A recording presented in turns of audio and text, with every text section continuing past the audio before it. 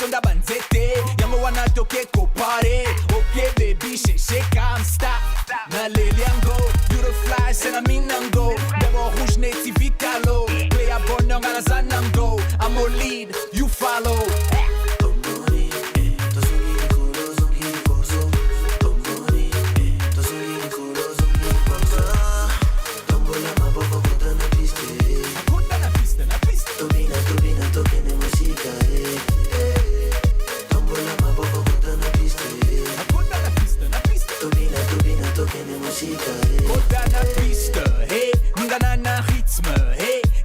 Manero poto yena son e vimba e za risque Hey, basia kitoko, hein Deja boza na liste, hein Toko bina toko mela sima toko kende pale na 4 heures juste, hein For sure, let me tell you what we gon' do Toko mti na tongo We gon' kick it like Ronaldo Meto bela na nuli boso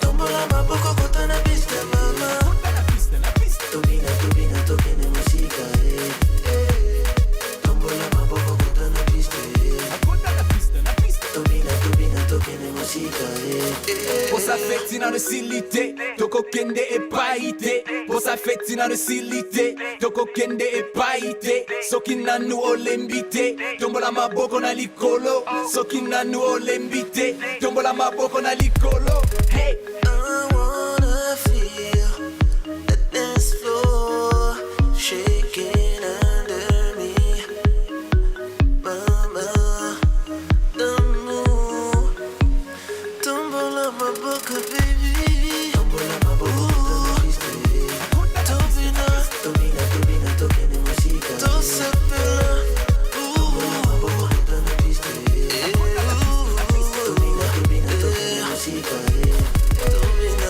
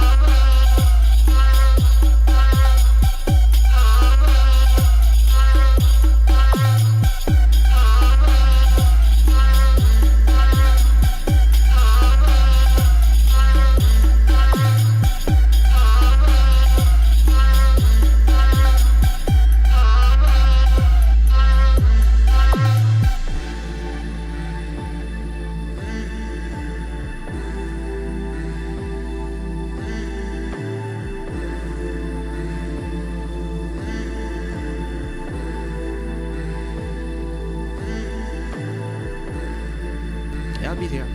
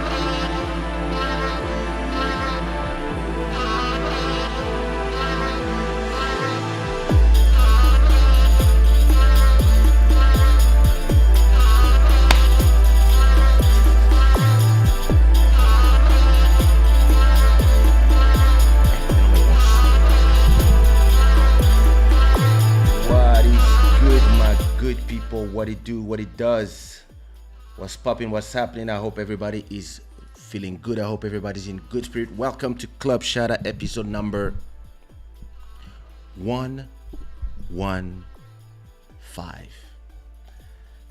115 episodes. That's what you call, like, it's the first run, you know, like it's the interesting thing. A lot of people, they get tired after 10 episodes because they don't make money or whatever, or they can't focus, or they can't be on time, whatever, and that's why they lose. We are 115 episodes in, so that's like 400 hours of content. Just let it sink in, and see how we do it. That's how you do it. That's how you make it happen. This show is brought to you by shadaware.com. Brand new t-shirts are out. Oof, love them. The hat as well that says music. Available in white as well. Listen, I just received something from Shada. I didn't want to wear it today. I just received this jacket because I made the I love the old Zaire flag, so I do a lot of Zaire flag t-shirts and jackets and stuff. And people sometimes believe that it's some kind of nostalgia thing or whatever. No, I just like the design better.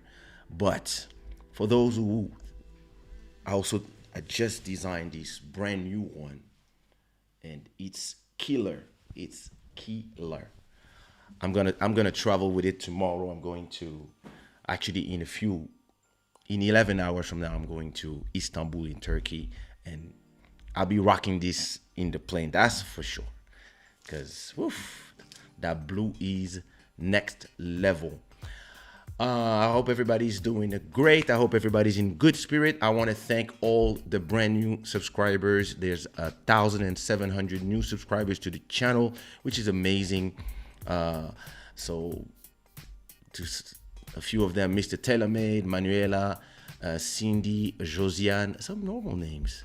Thomas, look at this. Normal names. Well, listen, your names are here. Thank you so much for subscribing to this channel. Whether you are watching music videos, whether you are coming for the club shout out, or whether you are coming from Inspire for whatever, as long as you come here, don't forget to always like the videos and leave a comment. Listen, I have a special guest. Tonight. It's somebody that I've known for a few times. Actually, the track that you heard in the intro is a collaboration that we did a few years ago. Yeah, I don't even know how long ago. Maybe 5 years ago, 4. Who knows? He's before I talk about the guest, just the excitation, to have a brother. I forgot to thank all our sponsors. So listen.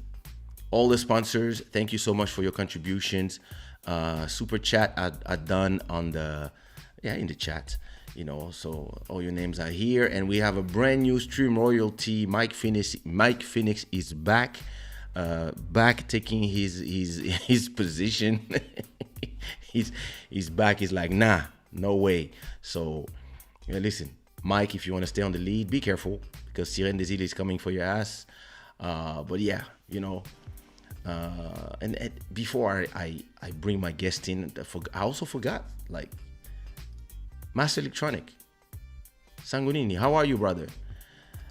Jujuzan Queen, how are you, Julie? You good? Lil Mauro, what up, brother? What up, brother? I'm gonna need some beats. I'm gonna need some beats. Just letting you know. Hey, new sub, Mari. Hey, what it do? Welcome. Welcome. Dalia, Maman Dalia, comment ça va? I hope you're good. What it do, CV Beats? Heather. What it up? The future sound beat. How you found that name? The future sound beat. I mean, just asking. I hope you're good. I hope you're good. I hope everybody's good. I hope everybody's in good spirits. So listen, without further ado, this rapper raps exclusively. I mean, I'm gonna ask him the question: does he rap exclusively in Lingala? Hey, les rappeurs sont là. Les rappeurs sont là. Les rappeurs sont au rendez-vous. C'est comme ça. What up, Mr. Erfugit? We have to do new tracks together. Listen, we're gonna talk Congolese rap. Talk about Lil Mao. What up, brother? Thank you so much for the super. You want to become the new royalty? $27 to go. Thank you so much, brother. Listen, I don't know if he raps exclusively in Lingala or if he also raps in other languages. We're going to have the conversation. We're going to talk about it. Without further ado, everybody give me a warm applause for Mr. Dahmu Manero. Bro, I think you are muted again. There's a little mute button on the app. Just see if you can find the icon and unmute yourself. Because it's good that you look good and all, but if nobody can hear you, I mean, it's gonna be.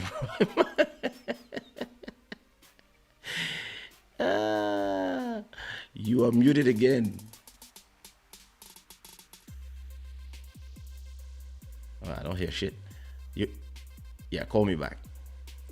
Well, yeah, this is what you get when you Congolese people. Yes.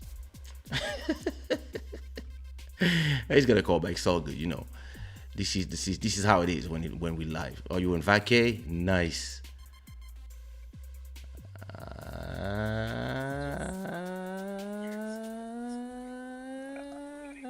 I'm here now. You're here now. I'm here now. So all the content that Apple's using for the phone, we still can't get the microphone to work properly with the phones. What's going on, my brother Kaysha? Oh, it had to be so you had to deflect it on Apple, huh? Yeah, a little bit, just little slaps left to right, you know. We gotta come at them.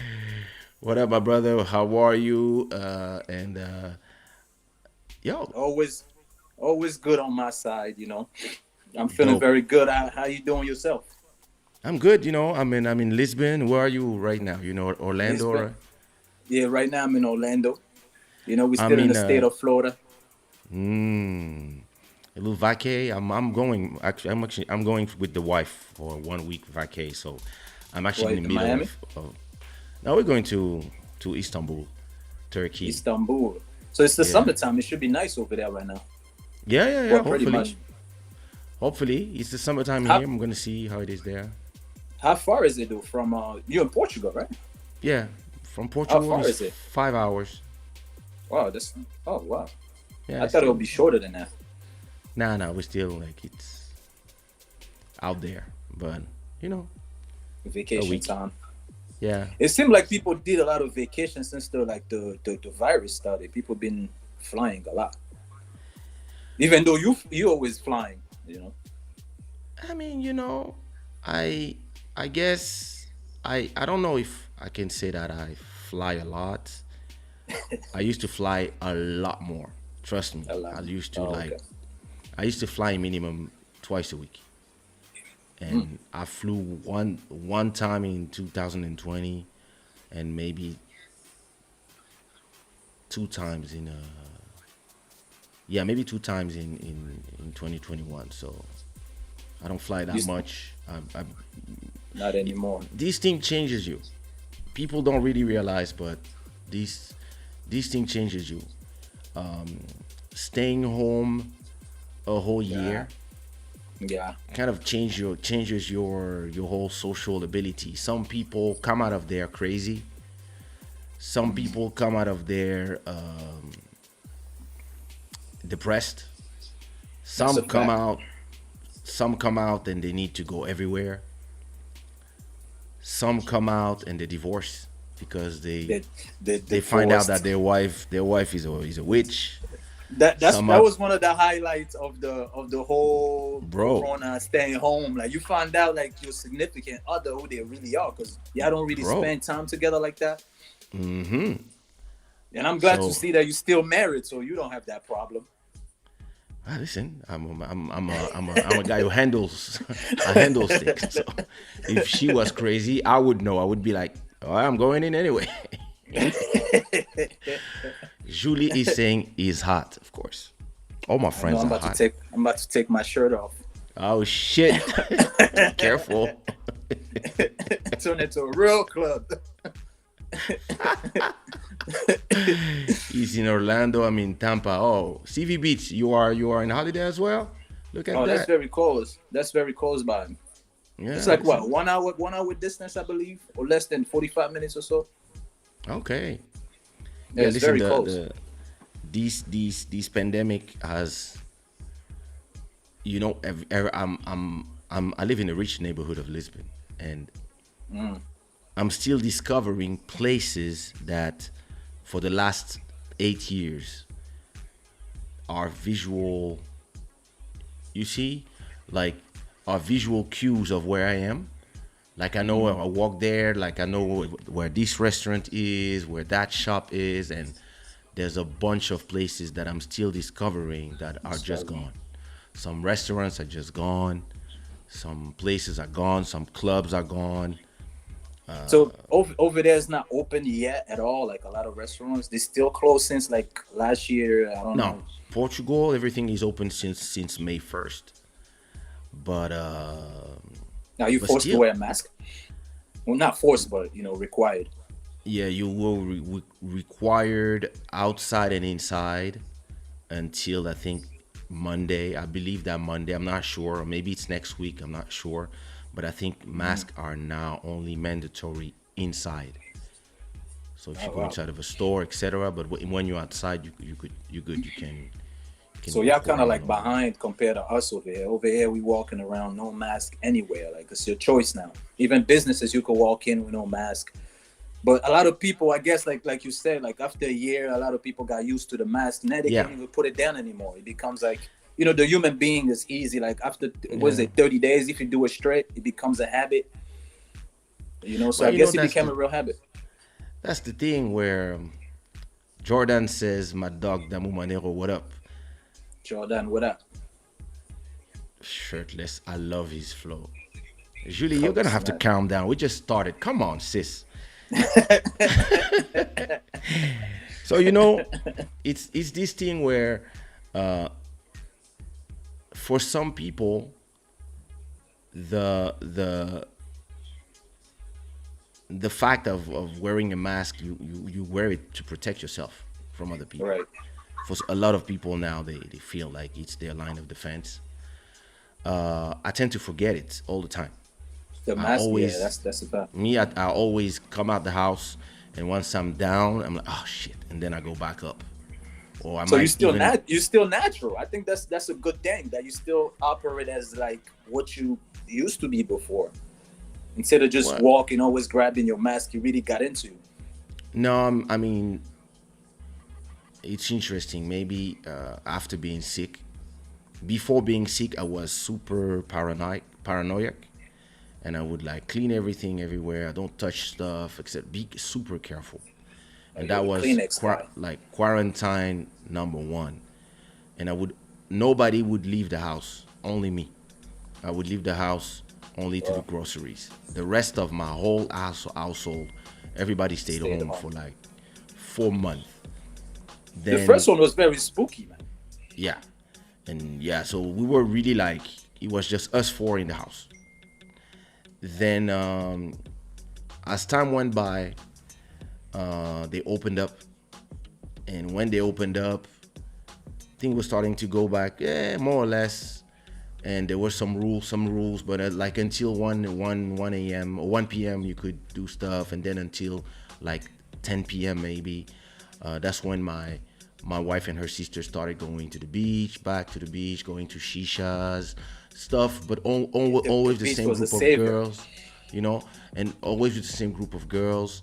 And I start only going to Bodhisattva's house, and maybe I shot one video, and maybe I went to the studio 2 times. And in one of those moments, that's when I catch the COVID, and Oh, so you did catch the COVID. I almost died, bro. It was horrible. Like, So you I got confirming like- to me that it's real. bro, trust me. And the viewers that's watching us right now, Kaysha's telling us it's real. Oh, they know. They were there. They were, Bro, yeah, you of know, course. the thing is, like, there's nothing worse than not being able to breathe.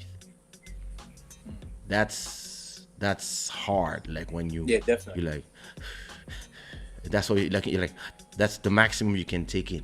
You see what I mean? So it got to that level. 'Cause What up, I think Shiranese?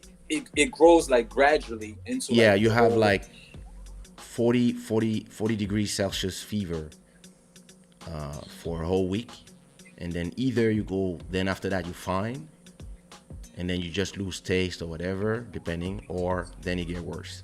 So when I got a positive, it was after a whole week of me thinking, I have flu, and I was just tired. I was like, no, it cannot be this.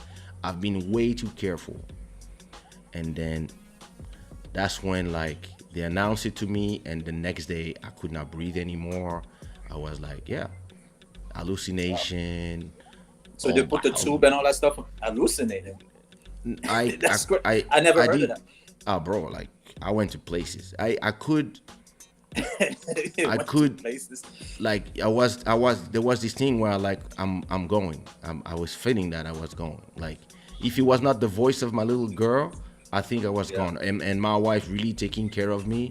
If I was alone in my house, yeah, I was gone, because could not do anything, could not eat, could not like I could chew, but like my brain didn't have the connection with the throat. connection with the throat to take the thing in. The only So thing you were really malfunctioning, like nothing was going. Yeah, So that's yeah, what it it was like- it does. It shut down a bunch of your systems. it depends who. Some people, but it attacks your that's brain, right. so it really depends from one person to another what you're gonna have. Some people are fine, some others are. But there was a moment where I was like, yeah, I mean, I have to write the list of all the codes, where the money is to the wife, all that stuff, because I was like, I might go, like, and every day you don't know. And So you actually and one day feared that I just felt, you fear. and I was You breathing. came back. Yeah. Well, But you I felt- didn't want you to go felt to that- the hospital, because I felt like once you lose the control and it's just the machines and stuff. Oh, it's gone again.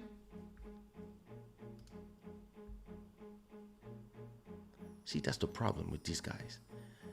They want to touch stuff all the time. Now I can't hear you anymore. Alright, call me back. Sirène des îles, comment ça va? What it do? What it do, Emmanuel? How you doing? You good? Hey, Nadia.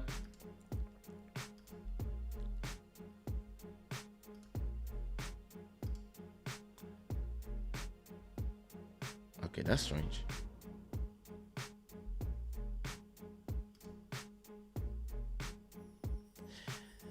That's the problem with these live streams. Let me see.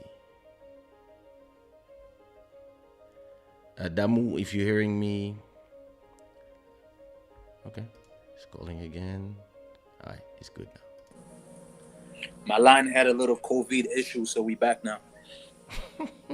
You know, the line couldn't breathe. But this is not happening anymore. I didn't put it on airplane mode. Yeah. That's what I thought. That's the problem when we use but the phone. The fact that you thought you was ça c'est l'internet du village. That's all I have to say. That's what we say here. C'est l'internet du bas Congo. Quand ça monte comme ça, il y a des sorciers qui cognent ça puis ça tombe. Sophia Love says, what does the t-shirt say? What does your shirt say? It says increase the peace. Nice. That's the shirt for the Congo. We trying to increase the peace. Beautiful. You know, peace is very important. It is. But we gotta go to war before we get the peace. So we fighting a little bit, not physically, but verbally. Yeah, well, What up, Jordan? Yeah. How are you? I can't believe that you actually thought you was gonna leave this earth when you were sick. That's no, bro. There's a moment when everything tells you that it's over. Like your body really is like, yo, okay, you about to be out. I wouldn't say that I was certain, but I was starting to hallucinate. Like I would really go places like where I never been. Like places that you don't dream of. I found myself in places I was like, okay, this is afterlife. And there's a moment where you're like, hey, listen, if this goes worse, then it's coma, they take you and you wake up in 3 weeks. I personally think I had it too. Like before it was really popular, like in January 2020, I felt like horribly sick. And my symptom, like this is before he made it to the US. My symptom was like just exactly the same thing you saying, minus the breathing. But since he was not in style, I didn't know. I thought it was a flu, but it was very bad. Then when the COVID came about, I started to realize, wow, I had that.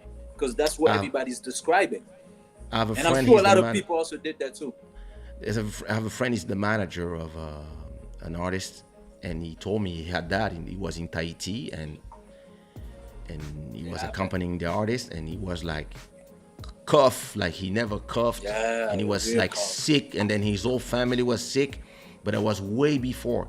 So what the scientists are saying is that the moment we said, the first cases, when they start talking about the first cases in America, this thing was around the world a long time before, because we are in a world where the world of before was 10 times Paris, New York, Paris, LA, Paris, China, and from city, like there was 1,000 planes in the sky every day going from places to places. Busy traffic.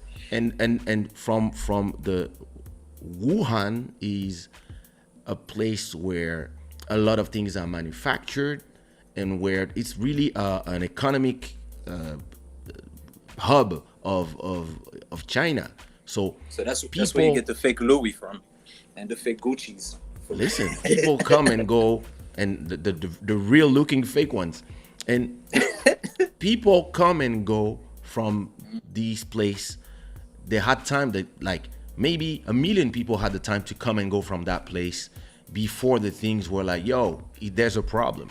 So when I went to Kinshasa, they were telling me that everybody had that big flu, and everybody thought it was malaria, like in December 2020, 2019.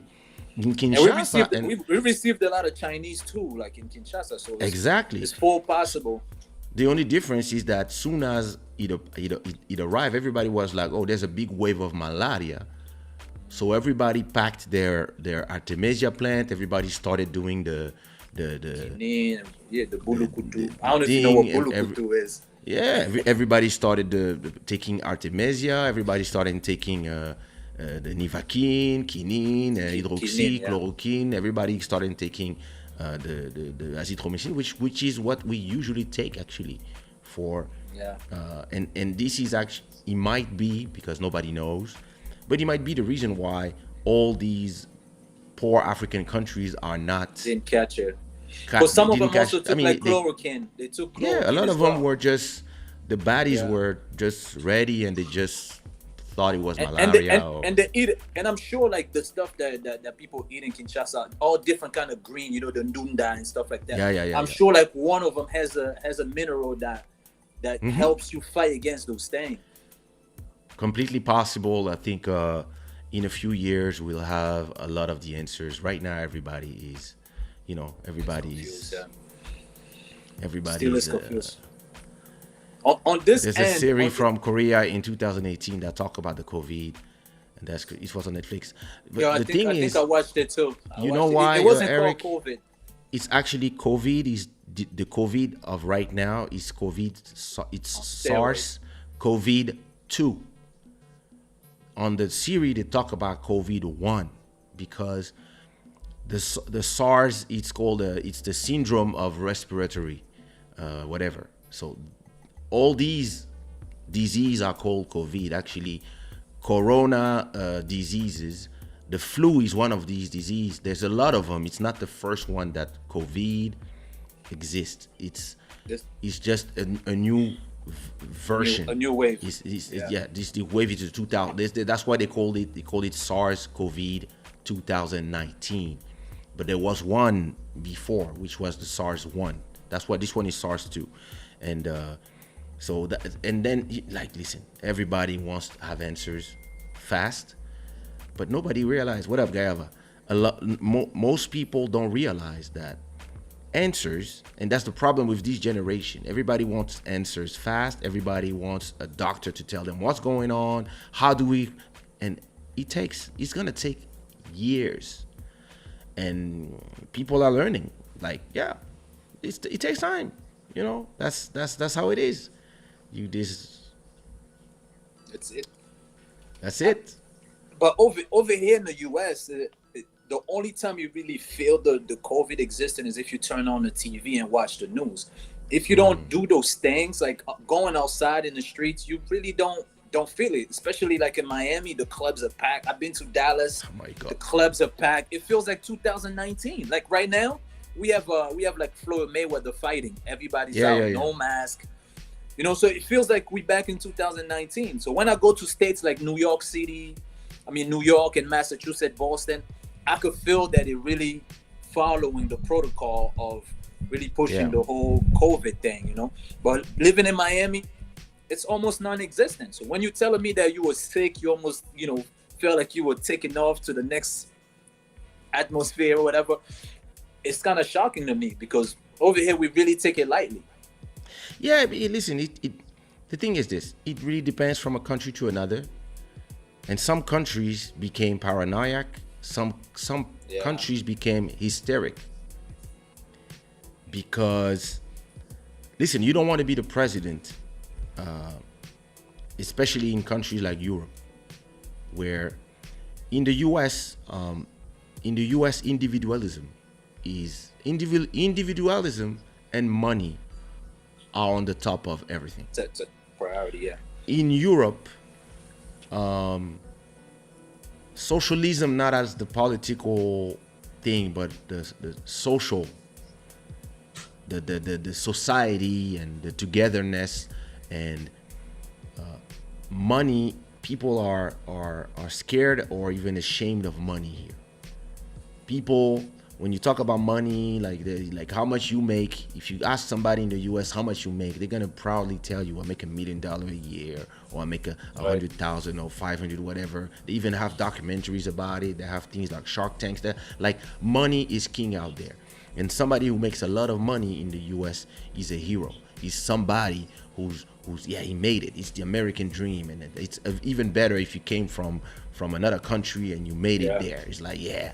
But in Europe, when you start having a lot of money, people start hating you, especially in French-speaking countries. Like, countries like France, if you make a lot of money, all of a sudden you're a bastard.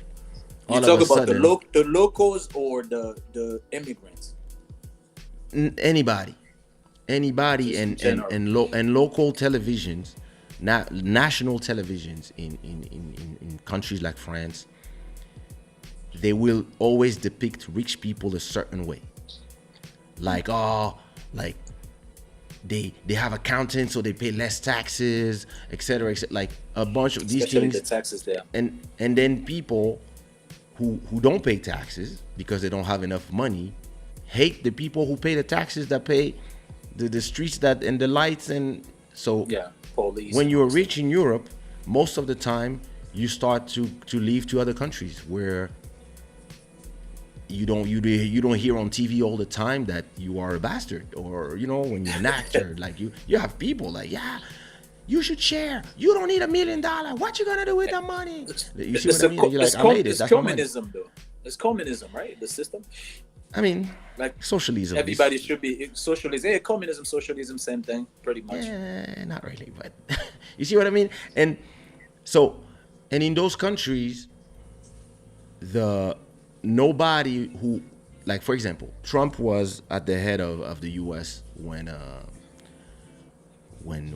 COVID started, and he was like, "Oh, fuck the mask."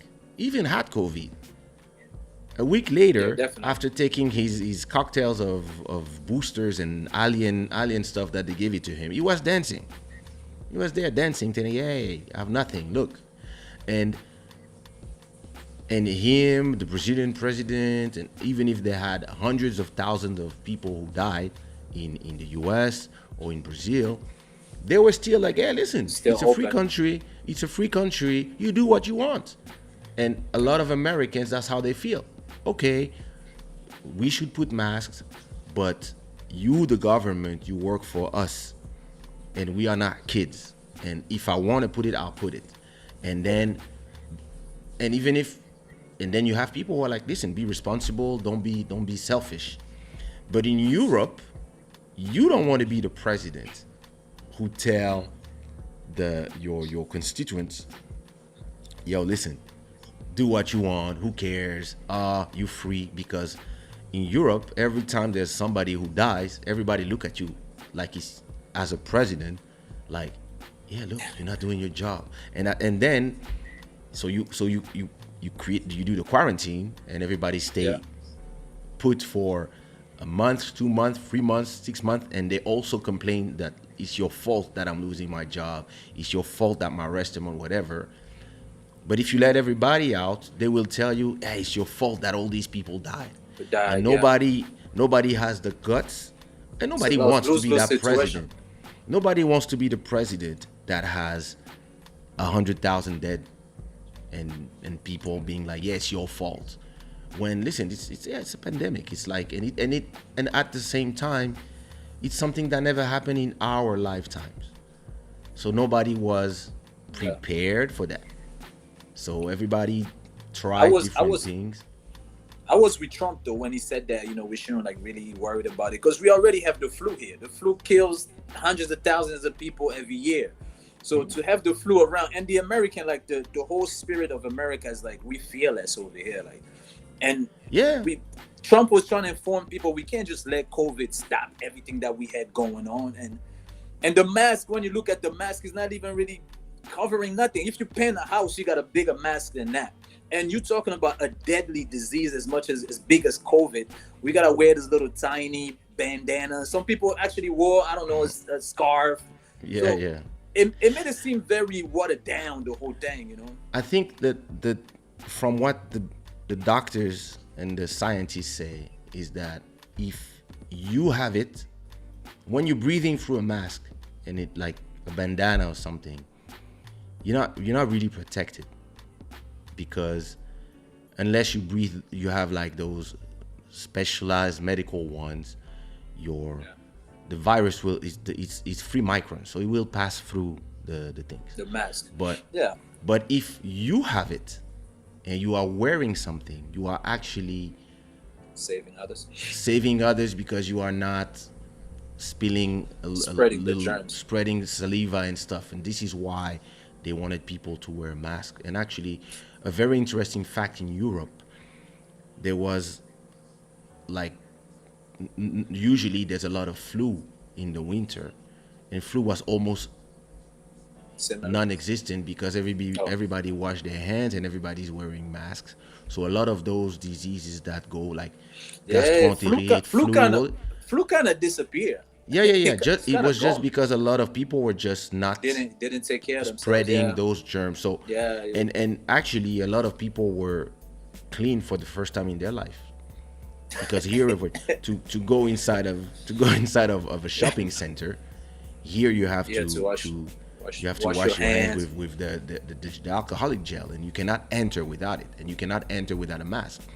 So a lot of people had clean hands for the first time in their lives. So it's fair to say it became also a habit, because if people kept doing it, Yeah. they wear the mask, they wash their hands. It makes it. I mean, listen, I don't know when they will. So here in Portugal, we have 25% of the people vaccinated. Maybe once everybody that is fragile and everybody that has comorbidities is protected, and even if they catch it, they don't feel nothing. Yeah. Are And you then getting the maybe at vaccine? that point, yeah, sure. Oh yeah, after what I've been through, bro. Yeah. Oh, yeah. Actually, yeah, I that's right. just did my test now. I just But received if you got my it, if test you result. got it already one time, that means you're immune to it. You can't get it anymore, unless if they come out with like a new, what I'm saying, updated version of it. For now, there's not enough information. Some people are starting to say that the people who got it once might be protected forever, or they might keep some antibodies forever. So you might catch it again, but it's gonna be mild compared to the first one. But it might be worse, or maybe you protected forever. There's not enough. It's not like malaria. Malaria has been around for 70 years.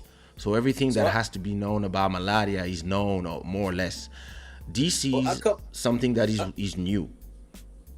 What about malaria? COVID only strike for 2 years or so, and they already talk about they have vaccines. How come What up, Mountain of Inspiration? Sorry. How come malaria has never been talked about highly? I understand it happened mostly like in third world countries in Africa. Yeah, there you I go. don't even like calling it third world countries. I was about to answer to you exactly. But that. how come What up, we're Joel? not What the up, cousin? advocate? How come we're not the advocate of that? Like, What up, since Earth? they don't care, how come we don't take care of that as the people to actually bring awareness to it? Because it's not that big of a disease. We're busy Over drinking here, beer.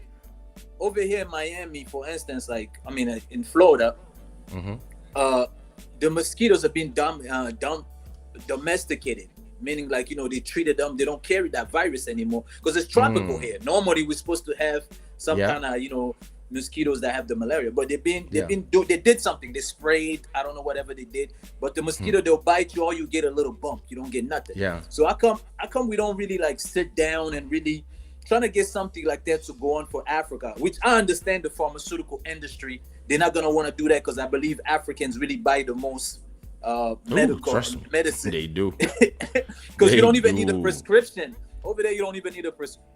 And you know what killed me when I was in the Congo one time? They actually have fake medications, like that comes from China. That's not even the original joint. Like that fake rice, that's bro. crazy.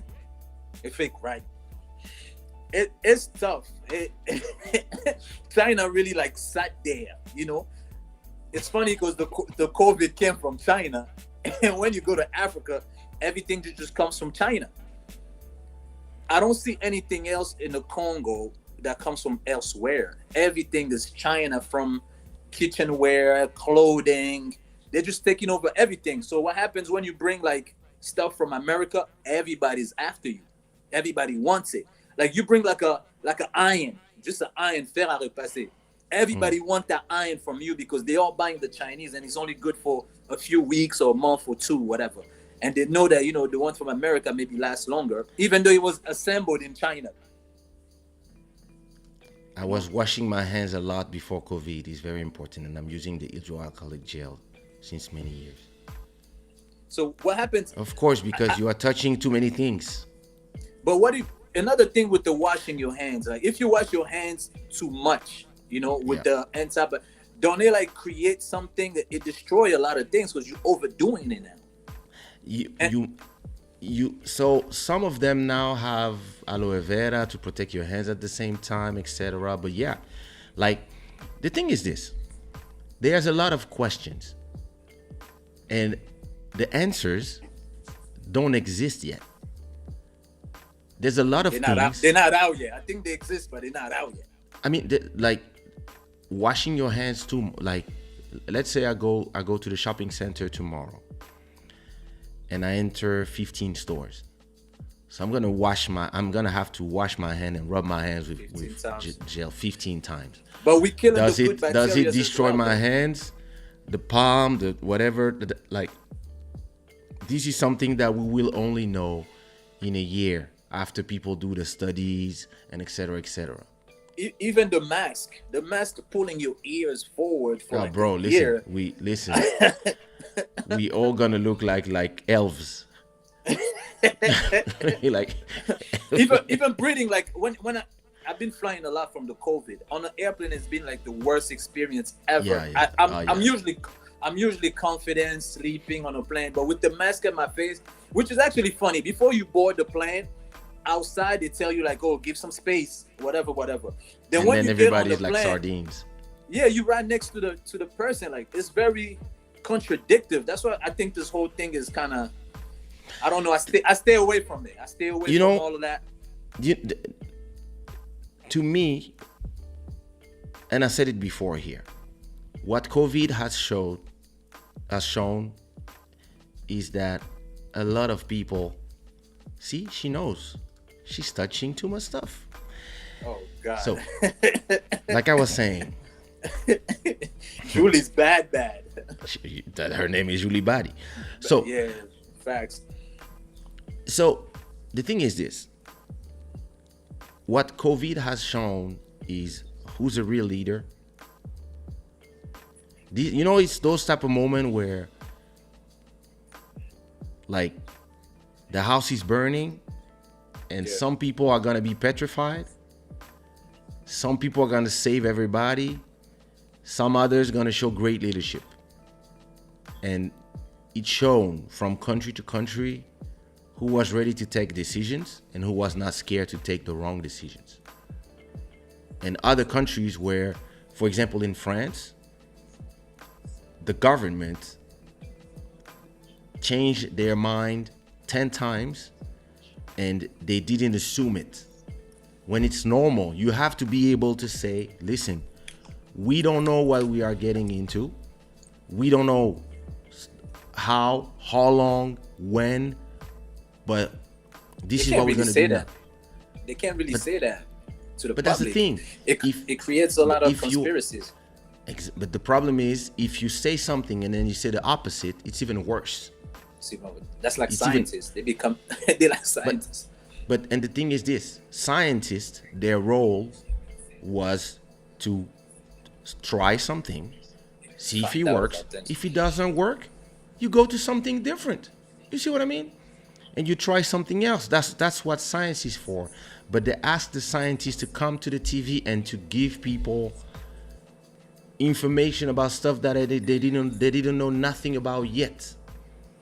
And you ended up with one doctor say something, the other one says something, somebody say let's try this, and then governments run like because nobody knew what to do and nobody was prepared. But there was a doctor in Madagascar that kind of had like a drink that he claimed cured it. I really don't know what happened to him after that. It seems like I don't know. They ganged up on him and got him out of here. The thing is this, me, I'm not a conspiracy theorist, and I don't really believe in conspiracies. I'm a logic person, and I don't believe that this was planned, this was whatever, this was in the works, etc. What I believe is that humans are cynical, and that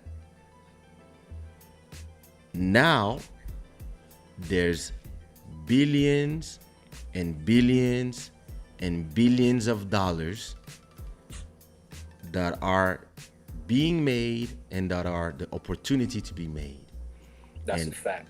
That's when people can pay people. Countries, other states can pay people so that they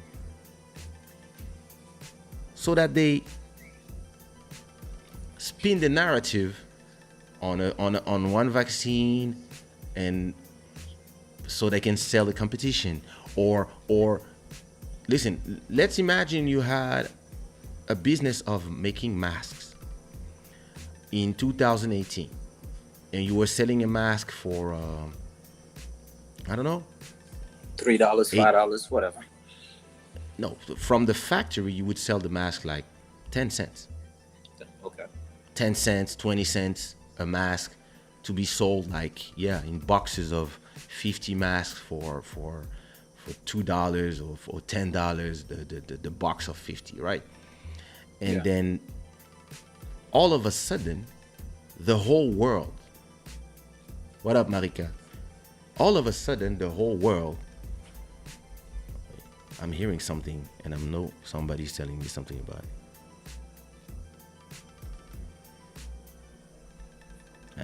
No, nothing. Donc, I'm glad it's finally going away. That's all I could say. I don't gotta wear my mask anymore. Donc, t'imagines, d'un seul coup, you got your little factory. You making masks. And all of a sudden, the whole world is looking for masks. I got businessmen that I know that were telling me, yo, listen, if you know anybody who's connected to anybody that is making masks, that's March 2020. Listen, I got people ready to buy masks to up to $3-4 a unit. And because they know they can sell them 10, 15 to Saudi Arabia, and I got people ready to buy like 10 million masks because everybody was going crazy about, and there was a shortage of masks for masks. It was the same thing for toilet paper too. That had me thinking about getting into the toilet paper business.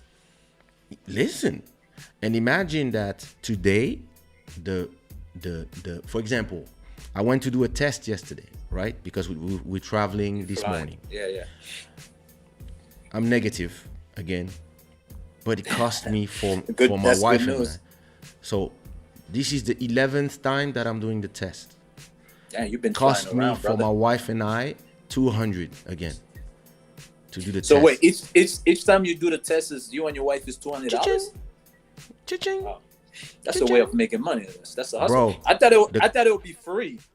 Some governments are like in the US, I guess. In the US, in France, it's free, right? But the labs that are making the mask, the test and giving the results, if it's not you who pay, the government pays. So SynLab, which is a company that I'm actually investing in, and it's the company that is one of the free companies here in Portugal and all around the world. They have 14,000 points of collection of samples of PCR tests. They made in 2020, not revenue, just benefit, $2 billion. Whoa.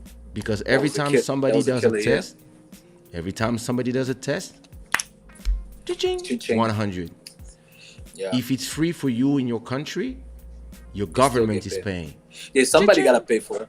So I went to check if that company was on the stock market, and they just got in the stock market last week. And I was like, oh, so they just I'm buying some of this. I want to be an investor.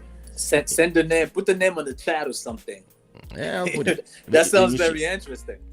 And you see what I mean? We are in this place where the panic is in some countries, the panic is starting, like India, because the situation is uncontrollable. Brazil, in countries like Portugal, the situation is being controlled. Things are opening up. Listen, here is fine. Life is fine. It's also the number of the people. Like you name those two countries, like India is very populated. Yeah. But imagine in the US, for example, or in Europe, where a situation is now more or less under control. Now, the cynicism and the money making is what people are interested in. You see what I mean? People are now about the money. Definitely money making. Now they're like, hey, listen, you can make money from masks. You can make, not anymore, there's enough masks, but you can make money from the tests. You can make money from the vaccines. Because listen, there's only 5% of the whole world population that has been vaccinated. So that's a lot of money that is going to be made by, even if you create a vaccine right now, you're like, oh yeah, listen, I have a vaccine that works. The US will say, listen, we're going to order 100 million doses because there's not enough vaccines for the whole world yet. There's like, I don't know, maybe there's 500 million doses. They didn't even touch Africa. They didn't even touch Africa yet. Yeah, so you still have a multi-year, multi-billion dollars of vaccine, just the vaccines. And listen, at a point, somebody will find a drug, a pill, like antigrippine, like when it's going to be like a flu. Somebody will have pills that you can just buy at the pharmacy to treat it, and it's going to cost like $10, and everybody's going to have at home. And this is one of the reasons why, for example, if I don't want to be into conspiracies, but when you look at Africa, right? You look at Africa, and every French-speaking poor countries that have hydroxychloroquine and artemisia and azithromycin, which is what I used to be healed. That's what I used. All these countries are fine. But now you can ask yourself why France didn't want to test it, and they've been adamant in destroying the name of a medicine that have been used for 70 years. Money's the motive, my brother. Because you have those big, and you have Sanofi is just coming out with a vaccine. And if they have a vaccine, or if somebody comes with a pill specially for that thing, the governments will give you billions. So those big countries, they always do that. If they don't have their hands on something, they don't want it to really like flourish and go big. They'll find a way to destroy it. And the thing is, they are the ones building the chloroquine. They are the ones, but they don't make money from it because it costs cents. Yes, you can get like 50 a plaquette, a box of 50 pills of hydroxychloroquine in Congo for $10 but another thing is, but excuse me, my mom told me something interesting, is that now they have a box of 50, but if you go ask for a box, they will tell you, we can only sell you like individual pills, and they cut it themselves, and they give you each one for $1 because greed, man. That sounds like Congo. But sounds then like Congo. Another reason why you said they can't push it, because there's some people that got it at home already that won't even have to go purchase it. So that's them losing even more money. Because I'm sure like every household in the Congo, for instance, or Kinshasa, they probably got chloroquine somewhere sitting around, and quinine and all that stuff.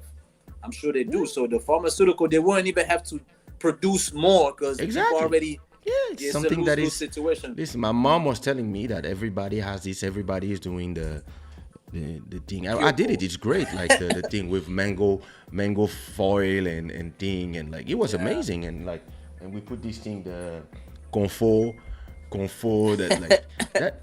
Actually, that's what everybody does, and everybody is.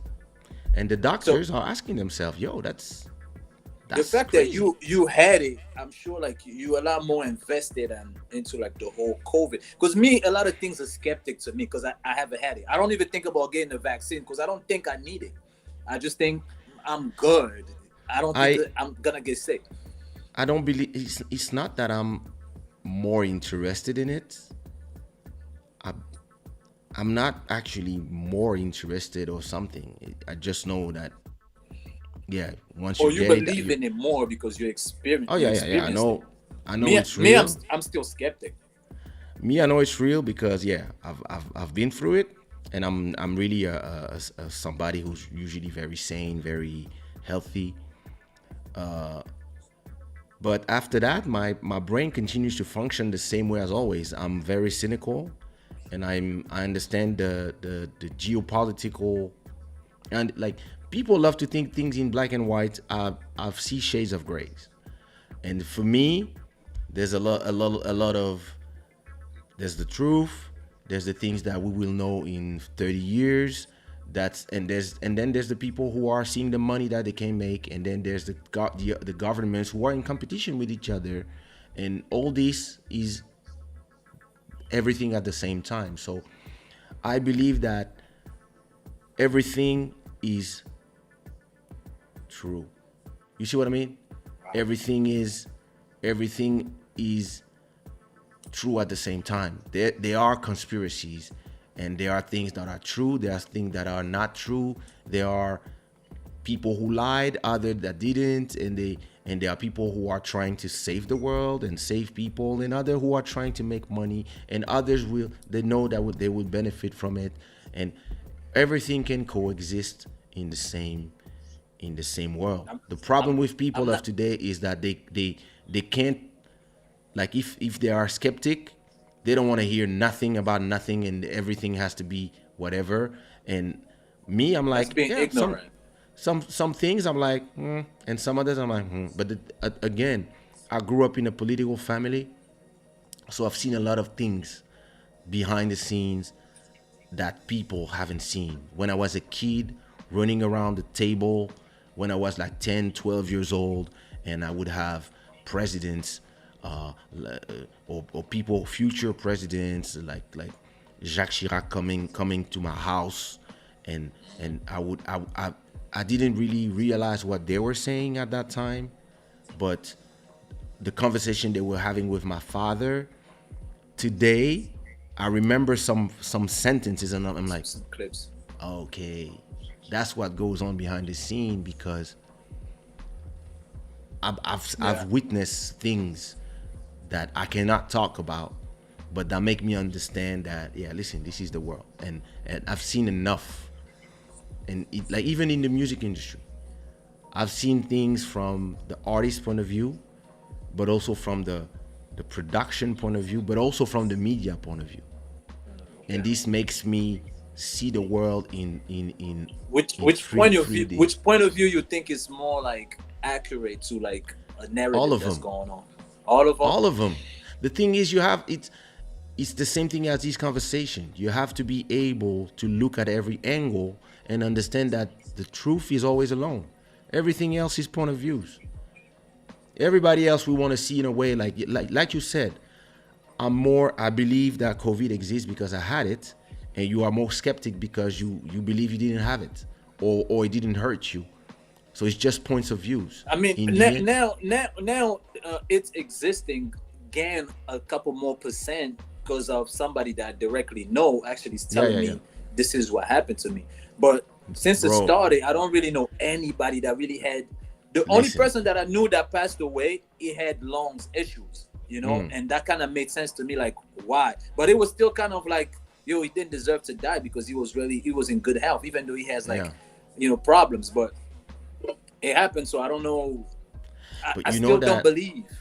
you know that it's that's where it's interesting. Is there's so many there's always gonna be different points of views, and for me, what is more important is, and this is the problem of the world today, as I said before, people refuse to listen to the other side. They think that if somebody doesn't agree with you or think something that is even slightly different, that they are the enemy. When, listen, it is normal to have doubts. It's important to have doubts. It's important to think for yourself. But we are in a world where everybody has a totem. Everybody wants to believe one person, and that's it. And then they just run with whatever that person said, because people love gurus. And it's just because people are lost. People are lost in people in move like that with the gurus thing. I really believe since we were kids, we got used to always having somebody teaching us something, from your parents to you go to school, you go to college. It's always been somebody explaining you when you could literally stay at home and pick up, I don't know, a math book and figure it out yourself. You don't really need anybody at all time. So the fact that we grew up like that, having somebody explain us, even in real life, when you become older, you still need somebody to explain you. I see it a lot on YouTube where a situation can happen, like a normal situation, but the person, it happened in front of them, but they're still gonna go find somebody on YouTube that's breaking it down for them to really understand what happened, even though the clip is right in front of them. And it's because people trust their pastor, their favorite rapper, the guy who fucks them. They can trust me. They can trust you, all right. I don't know about anybody else. Mountain Yaba Inspiration is saying, Sir Manero, your shades look really cool. Oh, yes. I can't drop names. They don't cut the checks. If they cut the checks, I would have told you where they come from, but they didn't pay me, so. That's the way to do it. That's the way to do it. So what about COVID? Lil Maro is saying that he loves your beats, and he's gonna create some. He's gonna create some beats. Feed me beats. I eat beats for lunch. Instrumental for dinner. Feed me those. What about the music though, with the COVID and all that stuff? Like, was it? Eric is saying Life for You est très lourd. Life for You. Life for You, COVID is the reason why Life for You came out. COVID also has some positive things that we should not act like we didn't see those things. What positive yeah. How COVID? Was this year for you? This year, how was last year, maybe? 2020. So I would say COVID. From March 2020 till today. How was it for you as an artist? As first when it started, I was in the process of moving to Kinshasa for a very long time. So I came to America to renew my passport in January 2020. So I was supposed to be here for 4 months. Mm-hmm. Then when I got here, that's when the COVID started and the whole thing just started going crazy. And it made me stay home. Then when I stayed home, I realized, okay, I have too much time in my hands, music-wise. I started thinking, okay, let me go to the studio. Then I head up to the studio. The studios were closed. I was like, oh man, what do I do? So that's probably me having a studio. So I was like, you know what? Let me purchase equipment and get started recording myself. So I purchased a mic, I purchased a interface and all that good stuff you need. And I started recording. So the whole process of me staying home, I ended up making 2 albums. So I thought it was very dope because prior to that, I didn't really have too much time to sit down and make music like that because I was worried too much about my finances. They weren't really matching my career. So I started merging into something different to secure my finances. Then I could use that finance to also invest it back into the music to see what I'll get from it. So in the midst of that, I was too much into let me get my finances right. So studio wasn't really a thing for me anymore because the money started coming in. I'm like, Then when COVID came, I was forced to make music now. So I was like, okay. Then I started making it. I'm like, yo, this is actually a positive thing. It helped me focus and actually sit back and think about my life too as well. And I usually tell people when COVID started, if you did not sit back and see what's wrong with you or what you need to create once things open back up, then you're just not going to be that person at all. If COVID only made you wear a mask and clean your hands, that's it, then I don't know what to tell you. So COVID was a negative experience as far as people getting sick, people dying. But personally, I think it's positive. I made a lot of money that I haven't made in so many years because because of COVID. It was coming in real fast, So I had From to like where? just, online. That's one thing. Mhm. Online. I had From to music? apply. Music also boost up a lot more because people were home, so my numbers started jumping a Yeah. little more. So but I wasn't really putting out content because I was kind of spooked out too, because I was just coming from from Africa for 3 months. So when I came back, I was getting in the used to America again, and Yeah. it hit me. And so I was it was kind of confusing music wise. I didn't know what to do. I didn't know how to release music at first, because I thought maybe people not gonna like the content, that I'm putting out because they're home, So it was confusing at first. Then the balance kind of came, and music started taking up a little bit, and you couldn't shoot the music videos. That was another thing. Like you could release audio, but you can't. But no really, videos. Yeah. So the old material. Kelani, for example, she released a bunch of music videos that she just shot on her phone. Yeah. But did that. so me, it interests me. I always had the equipment to work at home. I've been working from home since the last 10 years. So actually, COVID for me was one of my, listen, I never been so productive. I released during COVID, even when I was sick. I release a track every Friday for now close to 2 years. Oh, that's how it came Just about. like clockwork. I just been releasing songs and just reinventing myself. And COVID was that moment. Like, like what Sophia is asking, like what were the lessons we learned personally during COVID? That's what we're saying. COVID was that moment where you have to really ask yourself, like, how do I rebrand myself? Like, who am I now? If you are crying about what you were, it means that you didn't understand nothing. Most of the people who understood, like, look, Eric is saying the same thing. He started recording himself because he bought his microphone, etc. And listen, I bought, I created that show. I created that show during COVID. Yeah. I just created that show, and I bought that camera, this microphone, the program that I used to do it, all these things.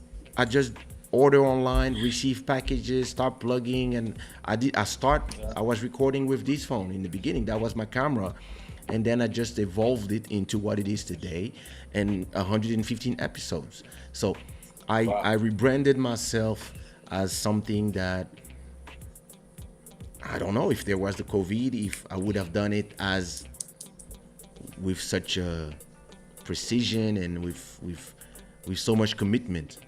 But because I had no choice, I had nothing else to do, and I was not performing, not traveling, I was like, listen, this is the best way to stay sane, it's the best way to stay connected with people. And actually it gave the people who are watching, the people who are, and shout out to the 300 people who are here already.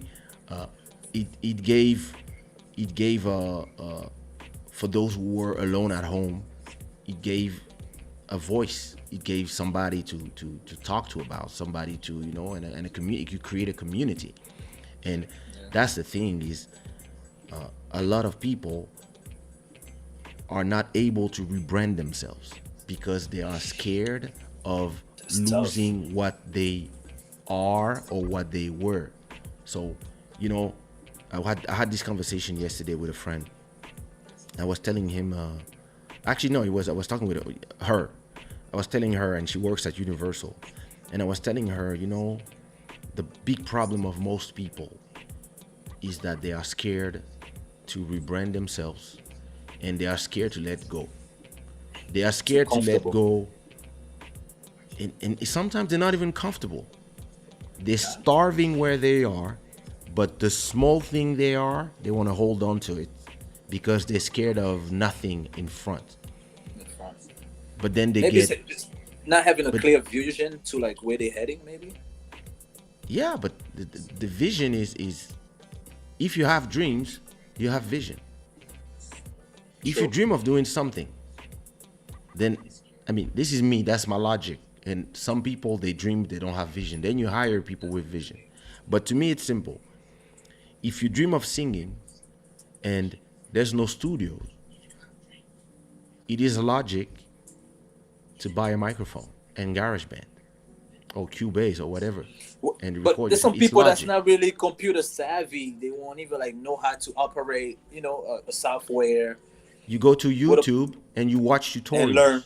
I mean, we're in the 21st century, so it's only right. Yeah, Listen, yeah. you You can learn can't. to cook Your whatever phone is thing, and you smart. can come on. You cannot click on a button that says rec, but you can take a whole chicken, cut his neck, remove remove You'll da da be da you'll da, be you'll turn be it into surprised though. KFC.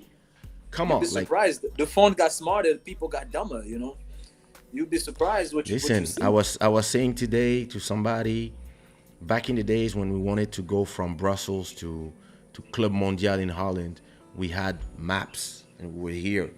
One that was was driving, the other was the co-pilot. E19, this exit, Yeah. and today, yeah, you got phones that tell you where to go, and I usually don't like when that. I don't like that though.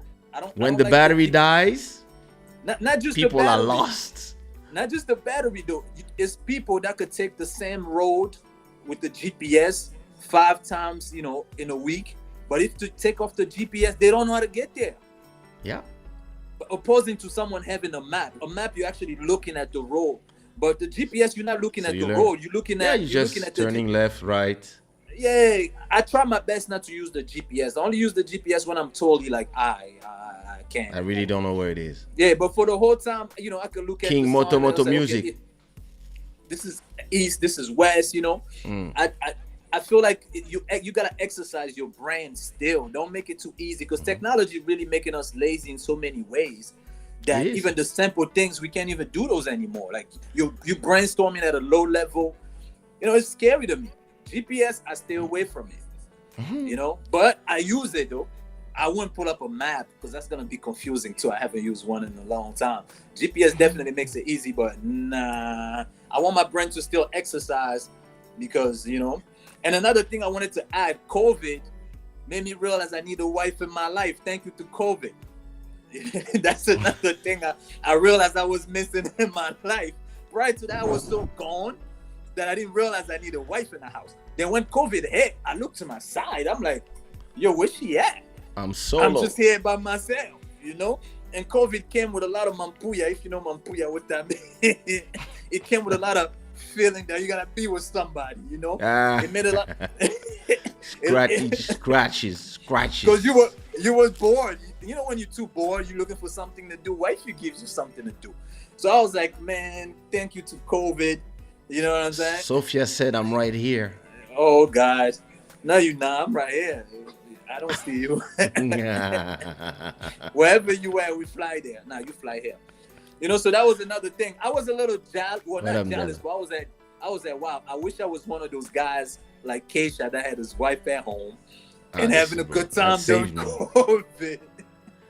That saved me, And some of them had a hard time with actually having a wife at home. If you have, like, for instance, a wife that talks too much, you can't get away from them. You wake up, blah, blah, blah, blah, blah. You go to sleep, blah, blah, blah, blah, blah. I'm sure that was crazy. Listen, some people got dumped during the COVID. Like, that's a fact. I got a friend. Yeah, he spent the COVID. He was with his girl, and he thought everything was fine. And soon as they opened up, she was like, "I'm tired of you, nigga. Bye." It's like, yo, that's I can't stay with you. You a loser. I can't stay with you anymore. And then she was gone. And it really depends. Some people they realized that, like, some people thought because they were so stressed, they turned their wives into punching balls. Even the kids. Yeah, some people realize that their kids are demons. Yes, it's never the teacher. Sometimes it's your kid. Yeah. Some people realize, like, oh my God, like I gotta say that other than being sick, my quarantine was great because I was with great people. I was with my wife, my daughter, and my sister-in-law, and the house, my apartment is big enough that even when people need to be alone, there's a room for everybody, and in every room in my house there's a TV. So Wow. everybody could stay on their thing. My daughter on her iPad, sister-in-law in one place, my wife in one place, and me in one place. We got a shisha in the veranda. Like, Yeah. days were just chill. It's a Listen, we long just like, vacation. it was a long vacation, and What because was one thing that you were really, really missing? Like when you were sitting outside of your balcony looking at it, like, I wish I could do this right now. nothing. Nothing. So you've been running around a lot. So it was like a way for you to actually relax. For me, who's been traveling all around the world for 20 years and taking the plane all the time, and actually I was having back pain and muscle pain from travels and stuff. Actually, I used to have massages once a week, and now I'm good. You didn't miss like interacting with the fans on a physical level, like face to face kind of thing. I've been doing it in my show. But that's more like digital. I mean, like, you know how you on stage and the fans are there. You know, there's something interesting is that it's something that I did. Somebody's listening to the show near you. Tell them to just turn off, or just turn down their volume just a little bit. Yeah. And when you are hoping that one day people will listen to your music, you know, when you are like hoping, like, oh my God, I hope one day I make it. You know, people listen to my song, people listen to my demo, and you dream of making thousands of shows. And for you, the stage is something that you will never be tired of, and you will love it forever, and etc. When I was 18 in Brussels, I did my first show at Écume de Nuit. And ever since that first show, I performed for free from 92 until 96. Whoa. From 96 until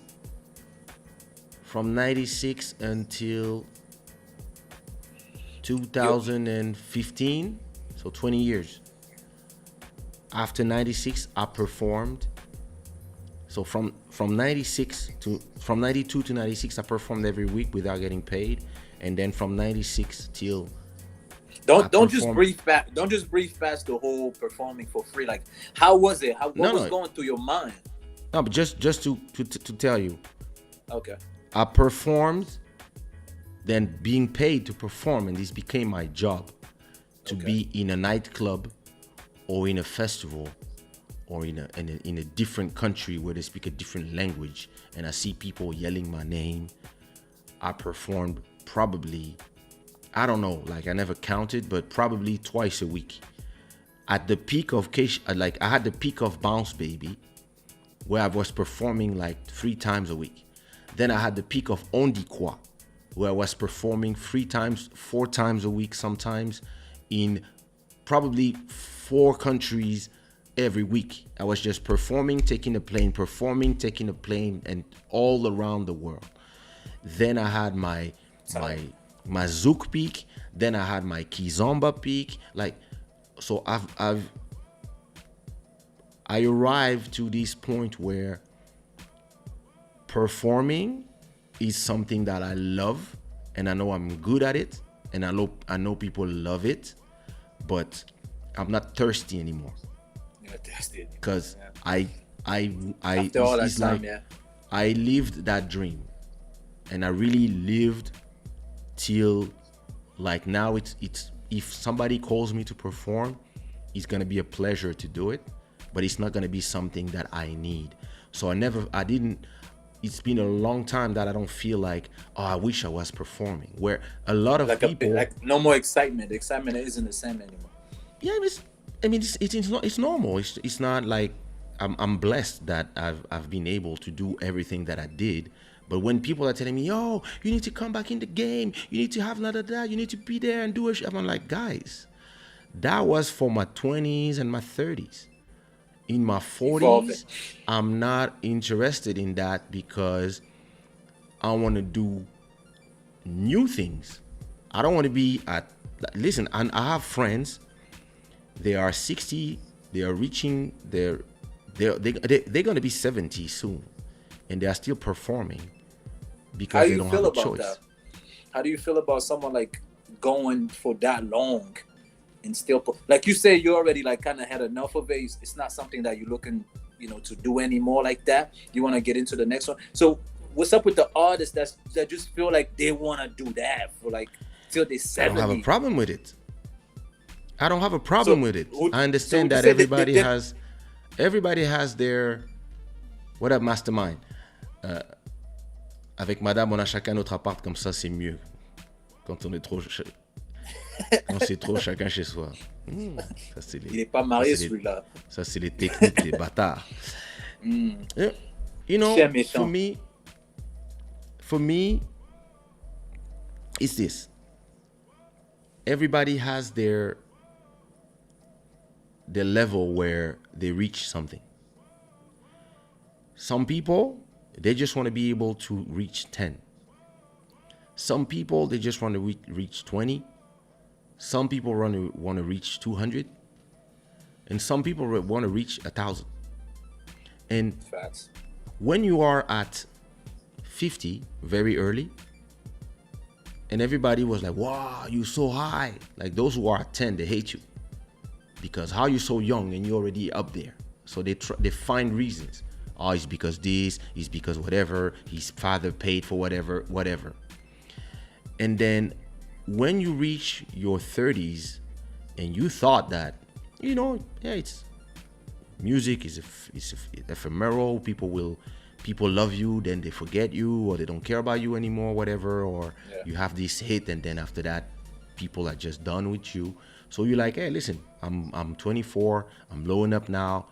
By the time I'm, 32, it's over. So I have time to start building other. And me, I was like, okay, listen, by the time I'm 32, I'm gonna have a label. I'm gonna start producing other people. This is gonna be my business. This is gonna be the next move, right? But by the time I'm 30, so 2003. I'm 30 something, 30, 31, I don't remember. When I'm like, okay, it feels like the end of my career.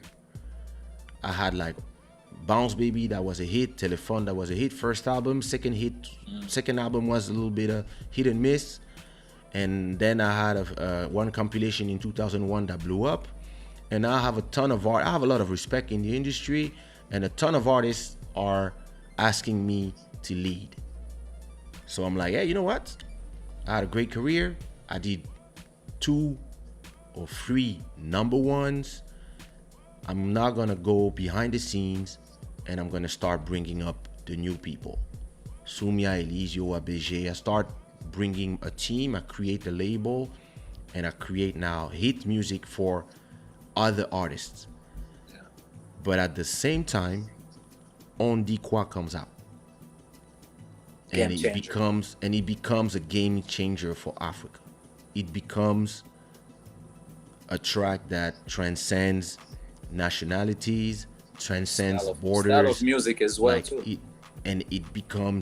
It's number one in the West Indies, where for me, I think there is Zouk out there, but no, it becomes number one out there, number one in Guyana, number one in every African French-speaking countries, East African countries, English-speaking countries, and at the same time, I got Music Warrior and Fiona that became number ones in every Portuguese-speaking countries. And all of a sudden, my career go from a level that I never thought I would achieve. Like, let's say, by the time we were in 2003, I was at 50, and everybody was at 30.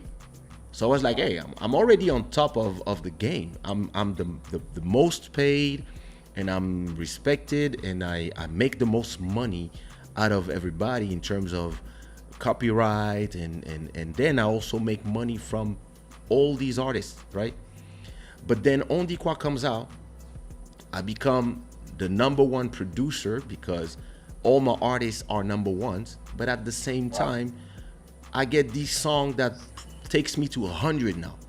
Now everybody that is at 20, they hate even more. What up, Nicola? They hate even more. And for me, I'm like, oh shit, like, okay, there's a level here, but I believe that I will never reach more than that until the album after comes out and I stop rapping and I start singing. And it takes me to a whole new level in terms of the crowd, because what rapping didn't give me for some songs, Singing, dude. when I start singing, it took me to a level. And then on the fourth album, not only I start singing, but I also start singing 2 songs in French. And this changed everything. In terms of the shows, I would say that I was making 4 shows a month, and all of a sudden I was making maybe 10 per month. And we doubled the price. But still, and with the territory where I was famous, went from just France and West Indies and here and here to global. And so now you are 200 or 250. And then you're like, yeah, maybe I might not go further than that. But then you make a song for this group and this blow up national. And now you make more money from one song than you ever made from your whole catalog in 1 year. You make it from one song. So you discover that, oh shit, oh wow, there's a life at 500, and then you keep going up, and then you keep realizing also that what I wish every artist can reach one day is where I am today. A place where you have enough songs, and I'm talking about songs that are 15 years old. But I have enough songs to do a show. Yeah. Not with the new songs. You know that every song that I'm releasing every Friday, I probably will never perform them. Because so it's mostly for the core fans. If somebody calls me to do a show, they call me for On Dit Quoi, Love de Toi, Fiona, Motema, Bien plus fort que mes mots, Something Going On, Question My Heart, like this, and that's already 7 songs. For a club, that's more than enough. That's a full show, yeah. For a wedding, they want 2 songs. So you're already in this place where whatever you had to write as your legend is written. So then you start being like, okay, what is next after 500? That's where I am. And when I talk to people, what they tell me is, yo, you have to come back in the game. Like, but they're talking from the point of view of 20, 30. So for them, they don't see me here because they look around them, they don't see me because I'm up there. So is it fair to say that those who's probably going to like the 50s and 67 years old, they probably haven't reached like maybe the level where they could say, yo, that's enough. It depends. Gotta go nowhere. I believe that it depends because some of them, they really love performing. They love being on stage. This is their reason to be. I believe that I love to perform. I'm very good on stage, but I can't live without it. I don't mind. Like if I don't perform ever again, I'll be fine. I'll be on Club Shada talking, because I like to rebrand myself, because then I can be performing, then I'm thinking about something else, because sometimes you're on autopilot. You you're making a great show, but you are not here because how's that possible? Do you have an out of body experience or something? No, you perform the same song 1,000 times. Oh yeah. True that. It's like going to the kitchen, pour some food on the plate. It's like after a show, you perform a song. After a show, you do photos, and you have a line of fans, and it's let's say 100 fans. You're in a club performing somewhere in the world, and everybody wants their one photo with you, right? So it's exciting the first time. It's, oh my God, people want to do photo with you. So you know, you put your glasses, you look good, you do the position, you do one photo. The person is like, wait, it was not my best side. Can we do it again? Okay, so everybody will do 3 photos, right? Yeah. Because everybody wants to be sure that the photo is great, right? And every 10 persons, somebody wants to talk to you, and somebody wants to tell you I'm an artist or whatever. Somebody wants a little bit more of you because this is the only occasion they have to be near you, right? But security is there to tell them, hey, listen, there's 80 people waiting, so let's move, right? So once you're done doing your 300 photos with the 100 people, you're happy for them, right?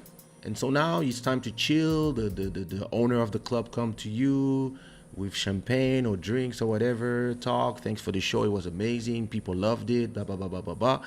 And then there's the last 2 people who were like, oh, I didn't know there was photo, please can we do photo? Security is saying no, and you're like, no, let them come. Listen, they paid for their entrance to be here, they deserve a photo, it's all good, right? So you do the last photos, and you're like, hey, you go to sleep happy. You're like, you know, I made people happy, I made people smile. And then the next day, you have another show. So you do another 300 photos. So that's 600. And in a few weeks, you would have done like 10 shows. So that's 3,000 photos. And then it started repeating itself over and over again, and it's exciting for maybe a year. Then it becomes work. Yeah, it becomes work, and you learn to compartmentalize work, and you start learning work ethics.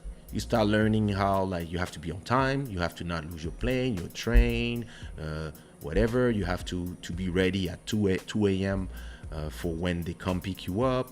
You have to know how to perform for 10 people and not be disappointing and not do a half as show when people don't show up. And you have to give the same energy when there's 1,000 people. You have to learn to perform for rich people who are eating while you're performing, and they're eating and talking while you're performing. You have to understand that, yeah, it's a different show. So you start arriving you have to handle electricity that goes out, or no microphone stuff. You go through stuff, or not getting paid, or people who are doing everything for you to perform before getting paid. And then once you perform, they don't need you anymore, so they don't pay you. You learn all the tricks. You get fucked a few times. And then there's a point where you did everything you had to do. And everything else is just bonus now. So for me, that moment was 2007. That's well. And I still performed for another 10 years. But for me, it was, this is my work. This is something I love to do. This is something So did it become more like you more interested, like just picking up the money and give a performance and leave, or you really? But I'm sure you're passionate. No, like, I was invested. Every performance that you do. Yeah. Because it's different people, and it's an exchange of energy. It's just that in terms of artistry, I was already trapped inside my own hits. Because I could not arrive and say, oh, listen, I have this new song. I want to introduce you. Because people would be like, hey, we need 45 minutes. And we know he's going to talk 5 minutes before, and he's going to talk 5 minutes after, or whatever. And we need him to, he's probably going to sing Kaysha 2 times. So 5 songs. Ok, Jusqu'à fatiguer, Bien plus fort que mes mots, Love de toi, Si tu veux de moi, and then on dit quoi. And that's it. And now, to be able to place a new song inside of your show, it has to be on the hit level of those songs. And there's no space anymore. So in the beginning was frustrating, but then I was like, actually, But you're making it it's sound great. like they control the show. They want the hits. So you can't like squeeze in, you know what I'm saying, a little You 1 can minute and a squeeze one. half. You can squeeze one, right? But every time you do a new album, you have less and less space to squeeze stuff Songs, yeah. because you have those songs that they don't die. Unless you outdo like Like, the old songs and come out with something that. If I go to any francophone places to perform, I go to Montreal, Paris, Kinshasa, anywhere, and I don't sing on dit quoi, people will be like, yo, You get tomatoes on stage, bro. yeah, you see what I mean? But On va te faire la bolognaise. and I have so many other songs, but those songs cannot exist, I mean, on stage. So that's one, but for me, I was like, hey, the solution was there, no problem. I release them online and they will live their lives online. But to answer your question, if you have, I know some performers, they still perform at whatever age they are, right? And some of them is just because they love it. They love it and it pays them. Some others don't have choice. Yeah. The choice, I'll depends. take the choice. Loving, after you say, like, after all these years, even if you love something, I think it will like fade away. The love won't be the same after a while. You're just Depends. doing the same routine. Listen, some people are addicted to fame. Yeah, definitely. Yeah, that part. Some people are alone. They don't really have like people that they really love like that in their life. And when they are on stage, that's the moment that they feel loved. And they have no idea how to get that feeling somewhere else. That exchange of energy. Especially with the artists, like most of the artists coming from like bad situations and home be disrupted and maybe dad and mom not. Yes, it makes sense to like the fans become like your family, your main thing. And you probably don't want to let that go because you don't have no outside and something to do. Yeah. And when the fans leave your side, it's nerve-wracking. It's like it kills you because Osili, that's when they say Osila. Yeah, like it hurts. Like when you go perform and there's nobody, it hurts for them. Like they feel like, oh my God, it's over. Like, or if you go somewhere and nobody asks for a photo, or when you go to a club and nobody cares because you are 50 and everybody in the club is 18. They don't really know you. Yeah, they don't They care. don't know you. There's two generations between you, and some people, they don't know how to handle the transformation. So and me, I've because I think of everything all the time. I actually was thinking about those transitions years before, and actually I was more like, oh, it's not over. Oh shit! What? You were always ahead of your time though, based on like even the music. You not signing to major labels. It seemed like you had your hands on and you kind of had a plan. Like you said earlier, like you gotta have a vision, a dream. Your vision was more clear, much more clear compared to like the average artist. The average artist, like you said, they fall in love with fame. They don't even know what they're going next. They're just going by the wind. If the fans say, "Let's go here," they just follow the fans or whatever. I believe that vision is not something that is I don't think that vision is something that is defined so early. You probably know more or less where you want to go, and you can see maybe 5 years ahead when you are like me, but your vision develops at the same time as your present develops, and you that's a fact. Like you keep fact. getting, like for example, the pandemic gave me this show. I was like, hey, I'm here, I'm not doing nothing, blah, blah, blah, blah, blah. Let me take my camera, start talking to the people and see what's up. And then the more people were coming to the shows, once I had like 100 people watching in every episode, I start developing like where I wanted this show to be in 5 years.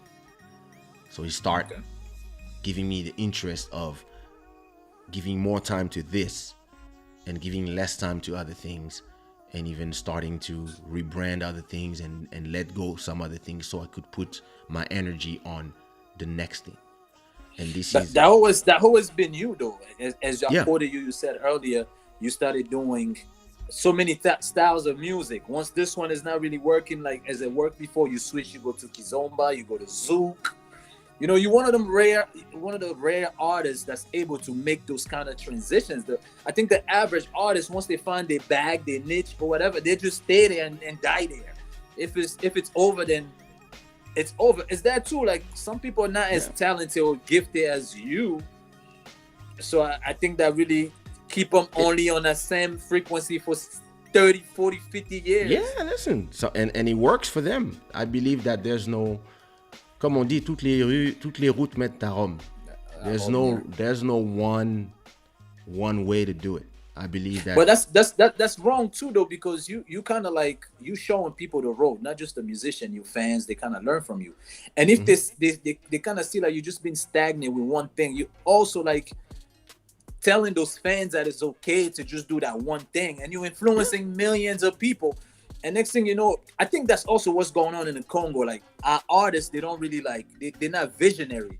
You know, they only see up to their nose or whatever. So the people who follow them also won't really have no type of dreams to really be big than what they are, because the artists never really evolved to nothing.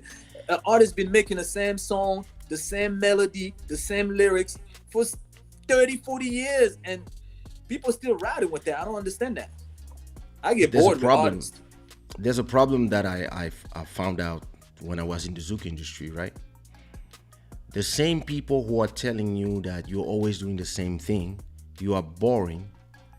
When you try something new, they don't buy it. And they say, tu dénatures la musique. So you have to teach your listeners evolution, and you have to be able to not be scared when people tell you,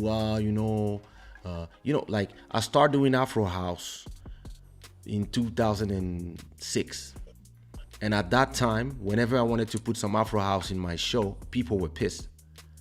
No, they didn't want to hear that. The promoters were pissed.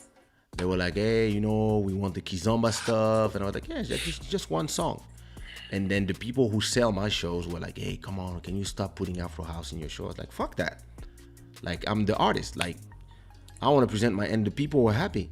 Yeah, but you know what? And then people are starting to put you in the box, and they want to keep you in the box. You see what I mean? And then you have to know how to navigate and to teach your fans, like, I'm this, but I'm also that. And you might like. Oh, I'm hearing the echo. Oh, it's because you're putting the headphones. Yeah. So then you might arrive to this point where you must teach your fans. But to be able to teach your fans and your listeners who you are, right? Yeah. You also need to know you yourself, where you're going. And to not be scared of losing some. I was having this conversation with a Bodhisattva, a friend of mine. Yeah. And like 5 or 6 years ago. Yeah, you know Bodhi. I was talking with Bodhi like years ago. And he was like, well, but me, my fans, it's the core house music fans, and like, they want me to be that person. I cannot really like move out of that, be more commercial. And I was like, okay, is it financially? Does it work financially? Not really. I mean, it would be great if I had like, I was like, okay, let's say you have 3,000 fans and it generates you 1,000 per year, right? And you scared to reach 20,000 new fans that would give you 5,000 per month, and that would make you comfortable in your job, right? But you scared to lose the 3,000 fans.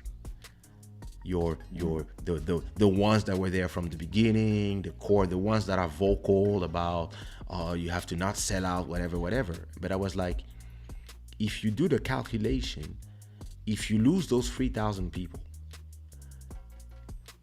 but you gain 20,000, that's a net of 17,000.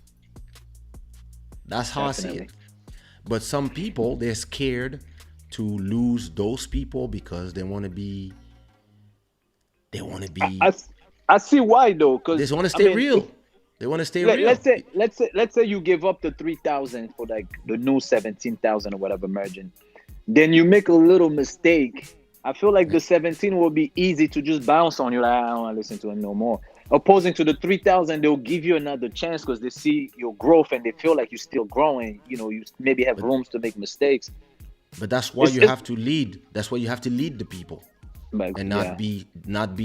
Listen, the fans are the fuel, but they are not your leader.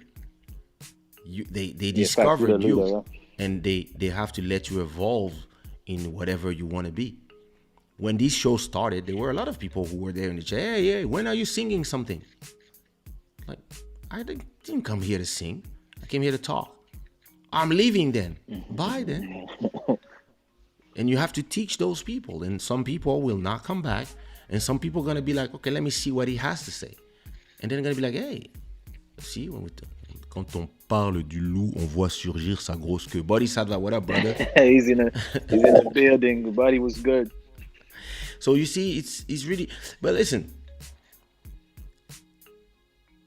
let me ask you about you, because people know me here. I mean, that's a fact. Do you only rap in Lingala?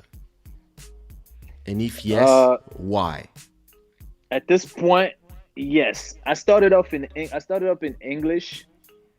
But, first of all, where were you born? I was born in Kinshasa, Congo 243 du sang, you know, so Kinshasa. And I came to the US in a younger age when I was about 16. Okay. You know, so you've been in Congo for like I did some time. I did some time, you know. I was actually driving in Kin, so I kind of like know my way around too. Like I'm really, really, really a Kin guy. You were driving at 16. Damn. You're one of them. I started driving when I was 13. Damn. Shiggy. You know, it was like a I mean, I don't know, my dad was really, really into the kids driving very early. Like my brother started when he was 11 and he was teaching me when I was 13, he was 15, he was teaching me how to drive. You know? Because my dad didn't know how to drive, so he wanted all his kids to drive. Okay. So we all learned how to drive early just in case the driver maybe, you know, couldn't make it that day. So the kids need to know to drive. So as soon as you show a little bit of you getting old a little bit, get in a car, pick that up and go learn. You know, I'm 13 and a 15-year-old is teaching me how to drive. That sounds crazy. That's crazy. crazy. But as I came to the US, I never really intended to do music. But you know, in America, when you grow up here, especially when you're around black people, everybody does music because it's the only way out with sports for like Americans. And I started was a fan. Then I started developing rapping in English. So as I rapped in English, I started to realize to invest into the music in English was very expensive. And it was very difficult here to really get some kind of buzz and stuff like that. So I decided, okay, I'm going to try to do the Lingala thing. I could use that as a stepping stone. So I could, when I get popular over there, I could transfer everything on this side and show the labels that, look, I already got a following. All I need you guys to do jump on board. And when I got into the Lingala thing and people started liking it, that's when I realized the industry is not as organized as the industry in the US. You know, I'm starting to realizing the money's different, the culture is different, you know, and the time I got in there, I started figuring it out. And I also started falling in love with just rapping Lingala. And when I started rapping, dope. Right, and it was nobody that was kind of like rapping to the level that I was, because most rappers over there, they didn't understand English. So them learning how to rap, they learn it from the French people, and the French people, they're not the source. So let's say you learn it from a Chinese fake Gucci purse. You know what I'm saying? And I went to Gucci and built my bag, you know, because I understand it. I got it straight from the source, so it came out a lot more pure compared to those who were learning from the French guys. And I was able to like, give myself more, be more articulate much better than them as far as like my bars and my lines. And I understand, like, a lot of rappers in the Congo don't understand the schemes, the metaphors, the punchlines. They don't really get the whole concept of rap. So when I came along and started teaching them, like, you could take one word and play with it, the words that sound like, you could rhyme them together, you could say something that don't got nothing to do with what you're saying, but well, I don't want to go in details, but the words, just the wordplay. I was bringing a lot of I was bringing a lot of new stuff to the table, so the people were feeling that more. So the more I started going, I started falling in love with Lingala, and I try to bring everything back to the US. I realized the US wasn't really interested in like having the Congolese market, because the money was very difficult in that particular market. So it became even hard for me to even carry all my fans into something bigger, because the cost of living wasn't allowing my fans to be able to afford my music or albums or sometimes shows. Some kids cannot afford a $20 show in the Congo, so it became very difficult. So I only stuck to the Lingala because I had a dream. Like I always say, like, you could do music other places, but the place that you're from, you also want that love too. And I was getting a lot of it. And I just became a fan of me getting, like you say, fame becomes a little drug. So I got a taste of that. Then I was like, yo, tastes very good, And that's how I got lost in it. I ended up rapping in Lingala. So now I developed my flow so much, because I've been doing it for 6 years now. I became a professional with it. So every time I try to do English, I sound like I just started. My flow is not really right. You know that I had the same problem when I was rapping in English, because I started rapping in English in a country where everybody was rapping French. Wow. And every time I would try to rap in French, it would just sound horrible. I can sing, and the fact of being a rapper makes you actually write better songs. As a singer? Because when you rap like a full song is like 40 bars. Yeah. But a song is like 8 bars. A lot of breathing. Like, but when I get older, I go to the sky and talk to the stars about you. And when I get deeper than that, because I got one love. That's it. Verse 1. Yeah, you stretch it. Because he's when I got that. But rapping, you're like, oh, so the schemes, the way you put the. You got to rhyme. And this is something that I started rapping when I was 14, and I developed like the rap for like the first 3 albums, even if it was rap on Zouk and other stuff. But yeah, when I got to singing, that's when I really could use my French vocabulary. When you were singing, I mean, when you were rapping, you didn't know that you could sing, or you just didn't pay no mind? I was not interested. So you never sung in a shower or anything like that? You're like, damn, my voice. No, I was singing. I was doing harmonies to songs, and I was actually. So you didn't know you had a nice voice?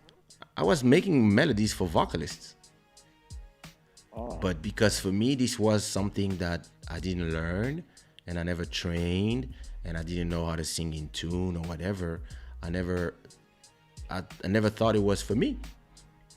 And then, one day I was in the studio, I was like, give me the auto-tune shit. And I was like, hey, if they like, they like. If they don't like, they don't like. And all of a sudden, like, my show tripled. So I was like, well, I guess we're singing now. And what was one of the things that helped you to, like, make it smooth as far as the singing was, coming from rapping, to make it smooth? Because myself, I'm in a situation where I'm also, like, doing a lot of singing, too, with the auto-tune thing. you know. And I realize singing, the life expectation in singing is way longer than rapping. Rapping, you probably got like a good 10 it's a years young or game. something. Then, yeah, it's a young. So when I released my fourth album, which is the first album where I sing every song, we released this song called Si tu veux de moi, and we gave it to all the radio station. And because my label was big, because I just released Sumia and Elisio's albums, and both were successful. And when we gave the songs to all the radio, we told them this is Kaysha's new production. But we will not tell you the name of the artist until the album comes out in 2 weeks. And for 2 weeks, the track play on the radio, and it became bigger and bigger. And at a point, the radio station calls us and they're like, hey, listen, the song is number one. We're about to announce that the song is number one, and we need to know the name of the artist. And we kept. So you sounded nothing like it. Yeah, it's not the same voice. They couldn't tell it was you. No, because if I'm singing like this, na, na, na, na, na, but when I rap, it's like yo, I'm a na na na na na. So I really have two different voices. So, and the fact that it was sung, people would not even believe. It was sure. So we let the song play for a whole month or 3 weeks on the radio. And the last week, it was number one. And they were calling us every day, please give us a hint. Tell us the name of the artist. And we're like, no, listen, album comes out December 1st. That's all you need to know. So tell them. And it was like the mystery artist that was number one. What the heck? So it was like a nameless artist? Yeah. It was like it was Kaysha's new artist. And it was like, yo, this is an exclusive, on Media Tropical, and that's like a good promo too. Yeah. That somebody could run today. And when we released the album, that's when we told them, yo, it's Kaysha. And everybody was like, what? No way. But it was too late. The song was number one. The song was number one, and he came out with the music video. So on December 1st, we put out the music video, and like, wow. And my manager calls me like, yo, like, bookings are to the sky. Yeah. So it's interesting, like I speak so many languages that I always, from the get-go, I was rapping with English, with words in Spanish and some Lingala. It's something I'd done from the beginning. So I trained the ears of my listeners that I could go from one style to another, but I could go from one language to another. It is not something strange in one of my albums to have, look, on dit quoi? There's verses are in English, pre-chorus are in Nushi, chorus is in English, and then after 3 minutes, the whole song is in Lingala. Wow. So, and everybody found us. They just embrace the song because everybody find a little bit of them in the song. So, but the thing is, the good thing with you, because like the songs, the rhythm already, like they're dancing the rhythm. So I'm sure like people don't really have to understand. Sometimes they'll just move vibe with the beat. But hip hop is more like a genre of music. People want to know like what is he saying, kind of thing. Maybe not today, but yeah. But don't forget that back in the days, if you were a zouk artist, you could not come with a coupé décalé song. Yeah, you changed. That's a change of game. You know, you changed the game. Yeah, before I came with that concept, with albums, legendary shit. Had zouk, compa, afro beats. Like I did that, a reggaeton. Like I was listening to a song from 2003. I was like, yeah, reggaeton. Damn, I was doing that already back then. So it's, you know, it's the thing where it's up to you to know how to lead. So, what was your first hit in Lingala? My first hit was my third song in Lingala. What's the name? It's Barumeur. It's a very it's a controversial song. I mean, there's a story behind it because I was like mostly when it comes to music, I understood the American music business because I was really following the managers and how they did things. So my perception was different. When I got to the Congo, I did my first song. I started looking for features, and the artists from Congo were like, just tell me, yo, get out of here, get out of here. So I started I didn't really understand that. So I was like, oh, you know what? Since they don't want to work with me, I'm just gonna use their names and still work with them. That's a way of working with all of them in one record. So I decided to create a record that just talks about a bunch of rumors about celebrities, and it worked. It's a little bit like How to Rob by 50 Cent. Yeah. So yeah, there you go. That same. I'm a big fan of 50 Cent. I also study his way of getting into the industry because he was also in the same situation where people weren't really giving him any mind. Everybody was scared of him because he was too dangerous and gangster, and they didn't want to lose money. And then he got shot and etc. Like so. But me, contrary, I guess like the artists were intimidated because a lot of the artists of Congo, where we from, a lot of them tend to pretend like they're from the US. So they come, they speak a little bullshit English, so they're pretending like they're from the US. So now you have a cat that's really coming from the US and speaks English and all that stuff. So they started getting intimidated, like, oh, if he gets in, the public is gonna understand that we don't really know English. That we don't really know nothing about America. We're frauds. But were you talking about rappers or? Not at all, because the reason why my song, which was later nominated in Iwama, which is the international reggae, international music, with the Rumba guys. Why? Because I use a bunch of Rumba guys in the hip hop record. Now they take a hip hop record and put it in the same category as the Rumba guys. I became like a Rumba guy that raps in hip hop music. So it also creates confusion within my own career. How did everybody take the fact that you use their names in your song? Rumors? Yeah. I mean, it depends on the magnitude of the rumor. Some of them had like rumors like, oh, they beat him by another guy. Those guys, they didn't really get mad. But there was some people that had rumors that, they deal with dead bodies, they deal with homosexuality. So those people started feeling some type of way. But when you really look at it in the long run, me dishing out all the dirty stuff kind of make the public stop talking about those things. So it's like a win-win situation for me and them. So were you talking about real rumors? I mean, those are the things I will hear, and some of them, I guess they were real. I never went to check. So me, I'm the type of guy like, okay, if I listen to Kaysha, I like your music, but I want to know also who is Kaysha. Once I found out Kaysha is a good guy, then I'll be like, oh shit, I'm definitely listening to Kaysha. But if I find out Kaysha is a weird guy, he does people dirty, I don't want to hear you because your energy, I understand the energy that goes through the music from one person to another. So I don't want you transferring, because in America, for instance, we got a lot of rappers that's murderers. But we praise them, but they got so many families that don't want to hear their names because they killed their loved ones. So I put myself in a place of those families and make sure that I know what artists I'm listening to, so I don't just transfer all the bullshit that he's putting in his music. Beside the "Baby I Love You" that he's saying, but also like the energy that he's giving. I don't want none of that. Before, like, I wasn't doing drugs, and now I'm listening to this artist. I'm doing drugs now, but because I like his music and all that stuff. Just so it was the same thing where I lost my train of thought, but that's pretty much it. I like to know my artist. Did you like get hate from some artists because of that song? Nah, I didn't. I watched a couple of them did an interview.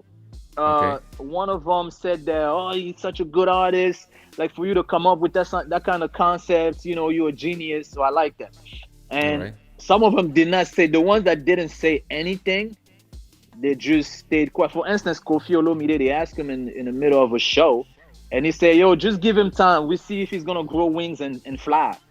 And back then, I did not understand it because I was on top of my game. I was feeling like I'm the best artist ever. But what he really meant that I understood later is it's a game of longevity. You think you're hot now? Let me give you a couple of years, see if you're still gonna be relevant, because he was relevant already. So I never really got it. He's but been those relevant are the only people forever. forever, yeah. You know, So so what was those was what the was only song what was the rumor in the song for that Kofi. Kofi Olomide was more like he likes little girls. okay fuck So he was like a little. It was a hit below the damn belt a little bit. fuck But then but again, he was caught up into like court cases with in Europe about him doing some things. So it kind of made yeah sense at the time. I needed some answer. It was actually a question. Like I gave them the opportunity to go to the media and clarify if whatever we hearing is true, because I don't want to just be listening to you and you're a rapist. Like I don't want to support you if you do that. I have sisters and stuff like that. I don't want you to support you, give you money for you to rape my sister. So I gotta make sure if you're a rapist that the world needs to know, and whoever chooses to like still follow you after that, then that's their own, life or whatever. But at Responsibility. least, yeah. So at least the people need to be aware of what's going on instead of just hearing, So- "Yo, he did this, he did that."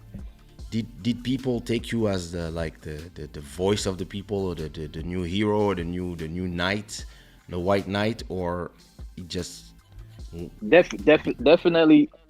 The thing about that record is that we were going through tough time in the Congo where the public weren't really feeling the musicians based on like political issues that was going on at the time. So that the was musician, the the combatant musician times. weren't really, they weren't really verbal about it. So that time was like the perfect time. Because I know if I drop that song today, it's not gonna work because everybody loving those artists right now. It's not gonna work. So then they were getting a lot of hate.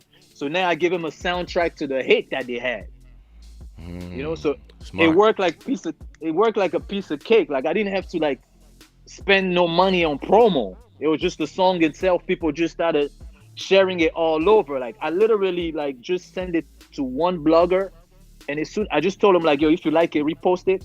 And as soon as he reposted it, that was it. Which is like kind of weird, but that's all it took for my record to kind of take off. That was how long ago? So this was in 2014, so 7 years ago. Okay.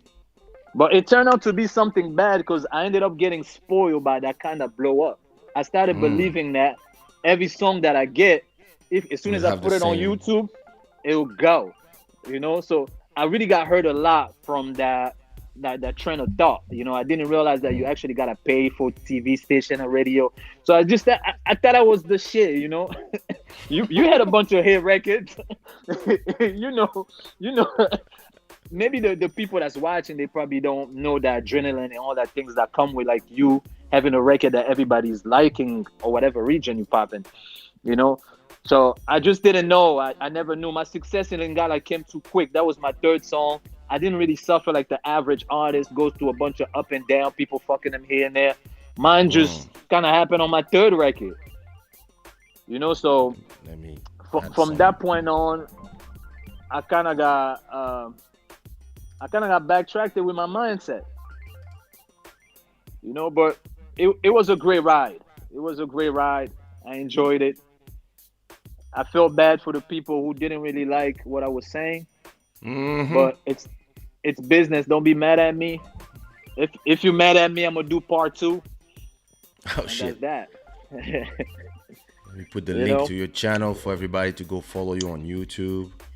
But then again, that So particular they can listen record, to the songs, Bar Humeur, and to it created my favorite song from you is I told you last time. Oh, it was what was it? Moponami, that's what it is. Yeah, you did tell me. Yeah, you did tell me. The beat is crazy. That's the thing. It's a little difficult to be doing hip hop in a country where they have a dominant style of music already. Yeah. It's very difficult. Indeed. I had to, even the young kids that's doing like something different than rumba Congolese music, they all got like it's like I bailed out the game because everybody was viewing those. They were idolizing these new the artists like the Kofi Olomide, the legends, yes, but people were viewing them like gods. So when I came around with that record that kind of bring them back into being human again, they're like, oh, so somebody could talk like that about these guys? So they're human just like us. It kind of opened up the doors to the new artists to be like, I don't have to go to Kofi to get a career. I could just start by myself, post my stuff online, and I could get a chance like that. And today, 7 years later, we have so many artists that's been using the same formulas that I used. Of course, I got it from the United States. I didn't invent it. But I was the one to actually show them that you don't need to fear those guys. Respect them, but don't fear them. And don't wait for them to give you a chance for you to be able to get some kind of traction in the music industry. That is saying you knew it was the perfect time. Bravo. Yeah, I knew it. Yeah, definitely. You knew it. I knew it. Even before the record came out, I kind of knew already, like, the day the song is gonna come out, either people's gonna hate me for life or they're gonna love me forever. So in a culture, our Congolese culture, where the big artists are legends, they have cult followings, and they are kind of gods. In fact,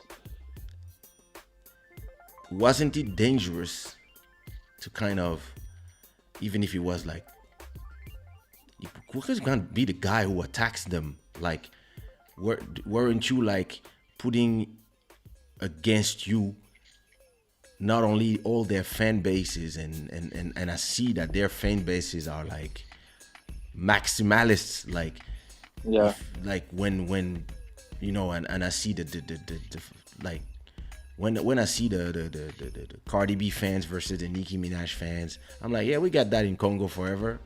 Like, it's a gang, like, the fans gang up against each other, and they hate each other, and they like when I believe that with unity is the best way to be.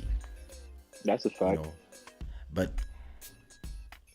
we don't have unity in our case. There's no exactly. unity. The so musicians themselves, didn't they you get like along. didn't you, in terms of business move, even if you had the buzz, didn't you attract a lot of enemies from Definitely. and made enemies from people who could help you as artists? Like, because for example, I see that Kofi these days, he's been making songs with every single artist.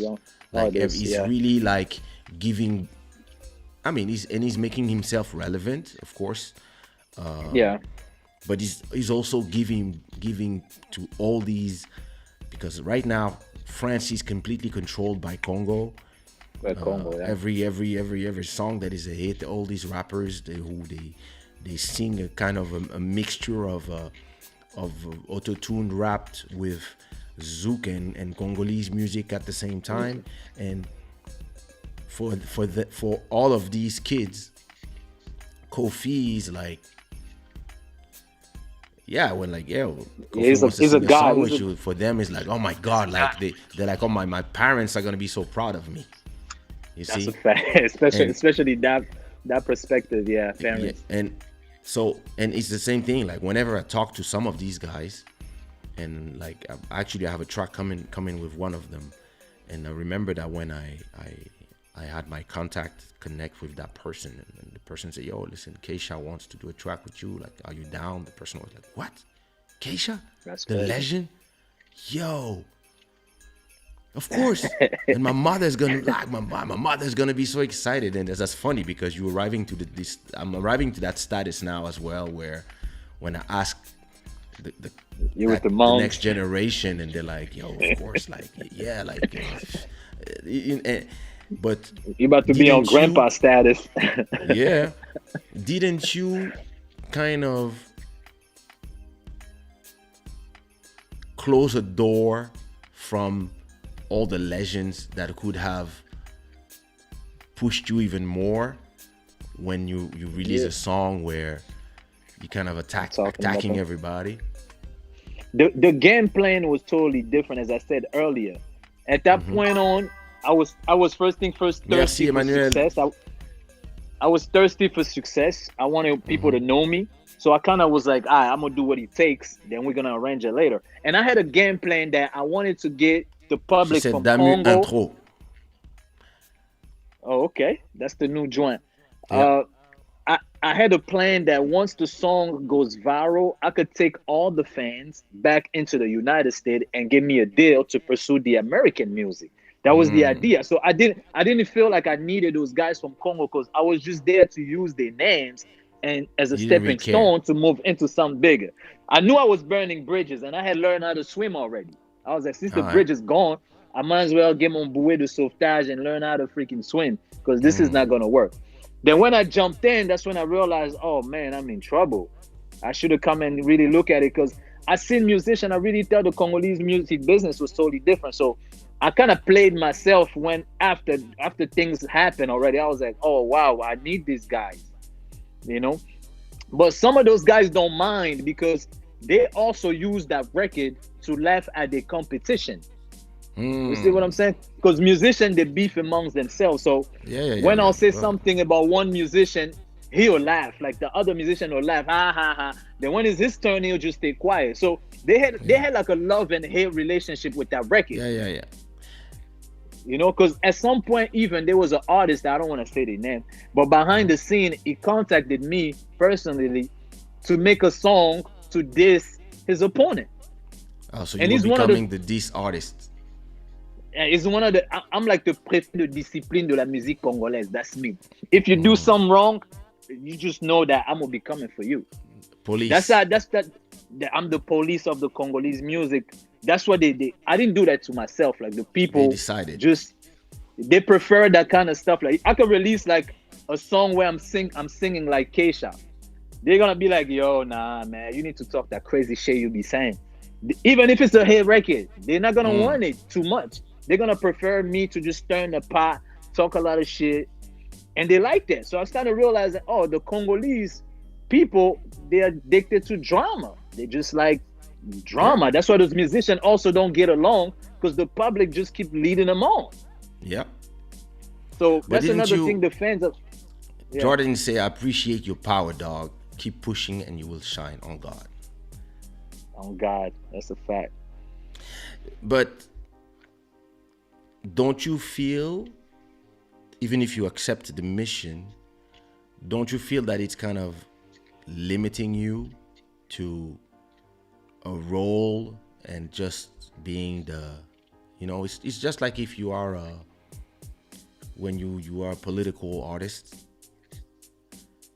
and you might want to just sing a love song from time to time. Facts. Now people are like, nah, what is this? Oh, sit out, like, come on. You're getting soft on talk about things, talk about the politics, like, and don't you feel that at a point that when people just put you in that box of, this is Congolese police, like, what if you want to do something else? It stops your growth, definitely. Because when you release something, the people are not engaging the way they're supposed to.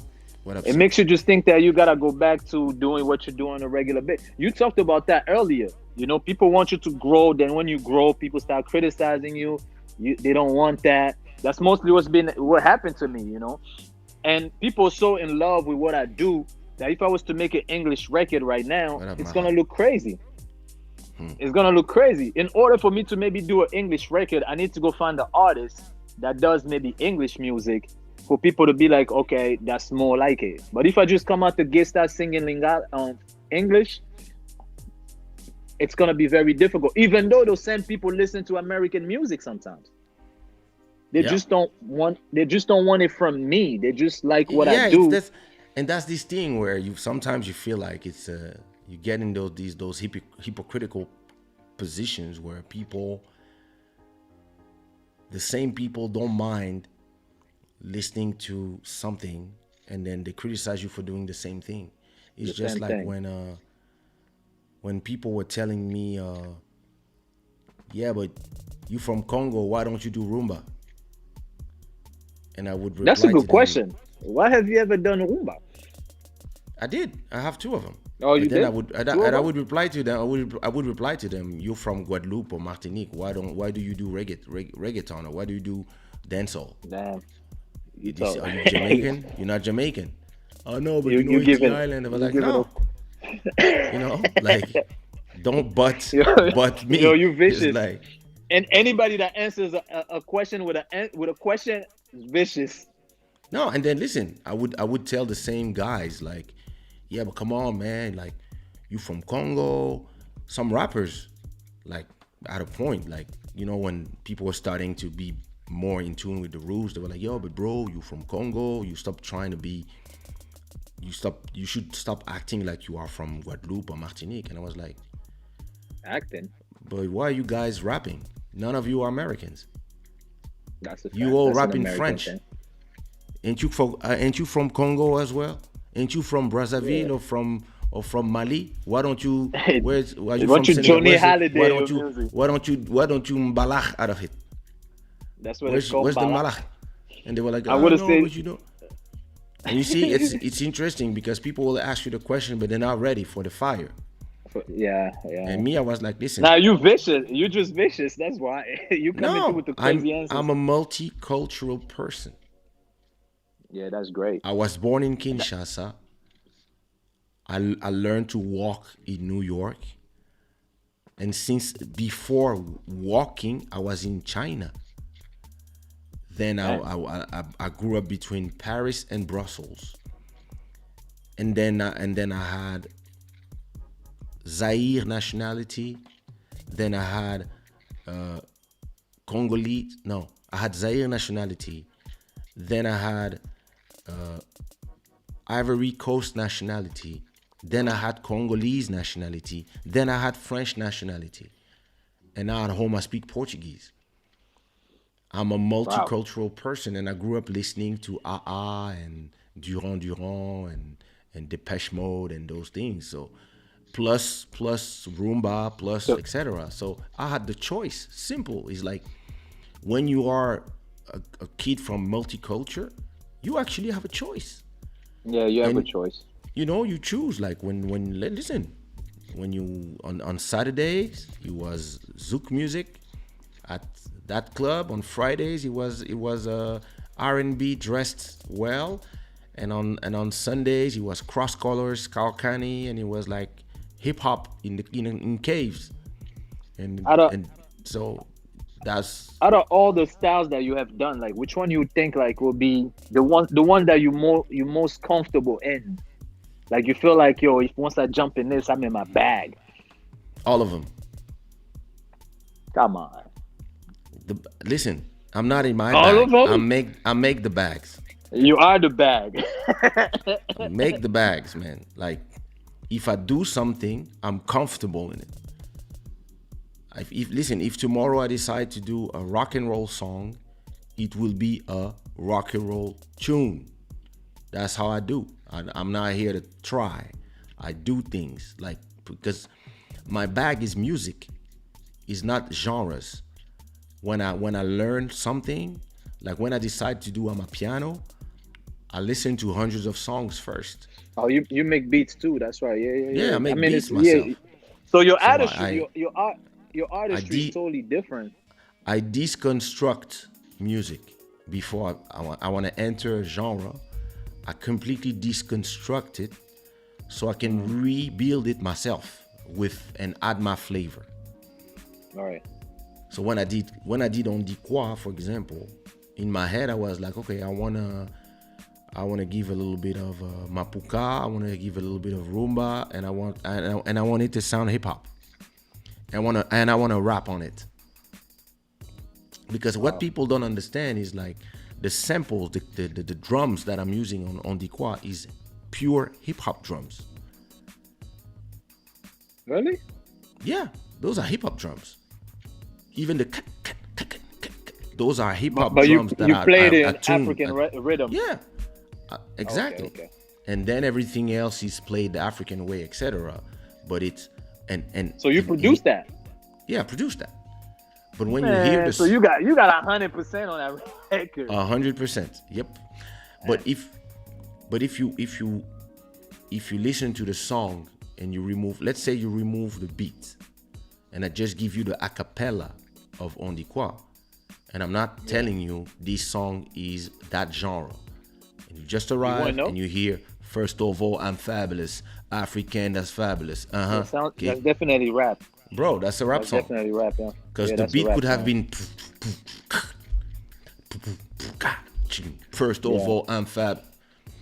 Definitely. And that's the thing. That's where you achieve this confluence of genres and of publics. And that's how you have people telling you, hey, listen, I don't like Zouk, but your Zouk, I am into it. Or I'm not into African music, but damn, that Ondikwa song.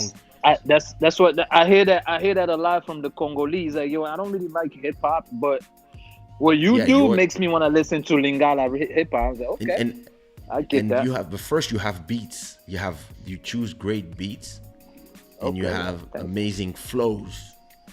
And then, but when you hear I love how you start. What's the name of the song? Sorry, Moponami. No, the chosen one for those who don't get that. When you start, Moponami, when you start with in Lingala, you say, first of all, salute to the 10 million people dead in Congo. Like, yo. Yeah, okay. Like capturing attention. The song has it's not just of course you have to be to understand Lingala to be able to get that. That's one thing about rap I don't like. You to really gravitate all the way, you have to kind of get the lyrics. You can vibe with the beat, but if you don't get the lyrics, I don't even know how I did it. Like back in the days when I didn't speak English, but I was still kind of getting into the American, maybe because they had good imagery. I think a lot of people have no idea what I talk about in Kaysha Ndikwa. In English? Yeah. Yeah. Yeah, a lot of people, they love this song and they just know the chorus. They have no clue what I'm talking about. Okay. That's all they know. Know and they're like, the beat kind of carry them on too. Yeah, the beat carrying them on. Everybody will choose and some people will listen to the lyrics. They're going, you are seeing some interesting stuff in there. Nobody was really rapping in English from Africa back then. Also, and had the video of that quality. Yeah. So Julie's saying that you are talented. Oh yeah. Oh, you watched the video? Yeah, Julie baddie. She's acting bad. Hey, Joel is talking about Congolese artists. They get along in private and pretend to have a problem with one another in public. I mean, we could believe that, but it's kind of frenemies. What I know, it's frenemies. From being a part of the industry, of Congolese industry, they don't really get along. A lot of them really hate each other. Oh shit. And some of them, which I usually say it's a problem of talent and gift. A lot of them are just talented and they don't have no gift, so they get mad at the ones that, like Kaysha's gifted, to be able to reinvent yourself so many times. Now say if there's an artist that kind of came up in the same era as Kaysha, they might be mad at Kaysha because he's able to reinvent himself 10 times. And they can't do it because they only got one little talent that was given to them. And then they get mad at Kaysha. Kaysha don't even know why he's mad at me. I just want to play the beginning of the song. I hope I will not get a copyright strike from you. Don't get strike, man. give me those views, man. Just that part. Wait, let me turn off Spotify for a second. Give me those views. That part of the song, that moment. Yeah, avant la banda mes respects n'a 10 millions de morts. Y'a mboko yo bana Mikel babenga mabancho. Y'a place yo mikolo jamais basala na tort. Sikolo ba licencié na quartier ba kemba fort. Et sika depuis ba rumeur na nous na monacte. Et pas y wapin zoto a maréchal et comme. Damn. That's a fact. Bro, that track. There's a lot of facts that's being said too. All I do is facts rap. I don't really most rappers like to say just a bunch of things that come up to their mind. I try to keep the lyrics. I put the link to the video as real as possible. Yeah, that's the thing. That's what you have to do. And that's it.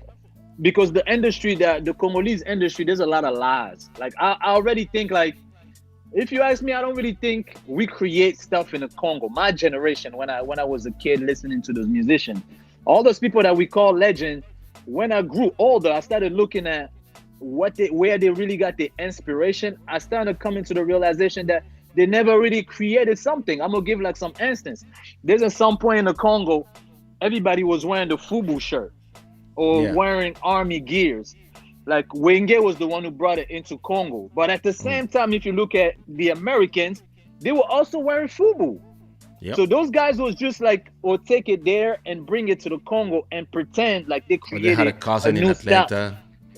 Yeah, and I even see like recently there's artists that'll take a dance like the Stinky Leg from Atlanta and bring it in Kinshasa and say, "Oh, I created a new dance," and he's dancing and people going crazy. And I'm like, dude, this is a dance from Atlanta, you know. And I started realizing they took the twerk from Africa as well. And come on, where twerk? I mean, yeah, I know, but at least what you said earlier about French people.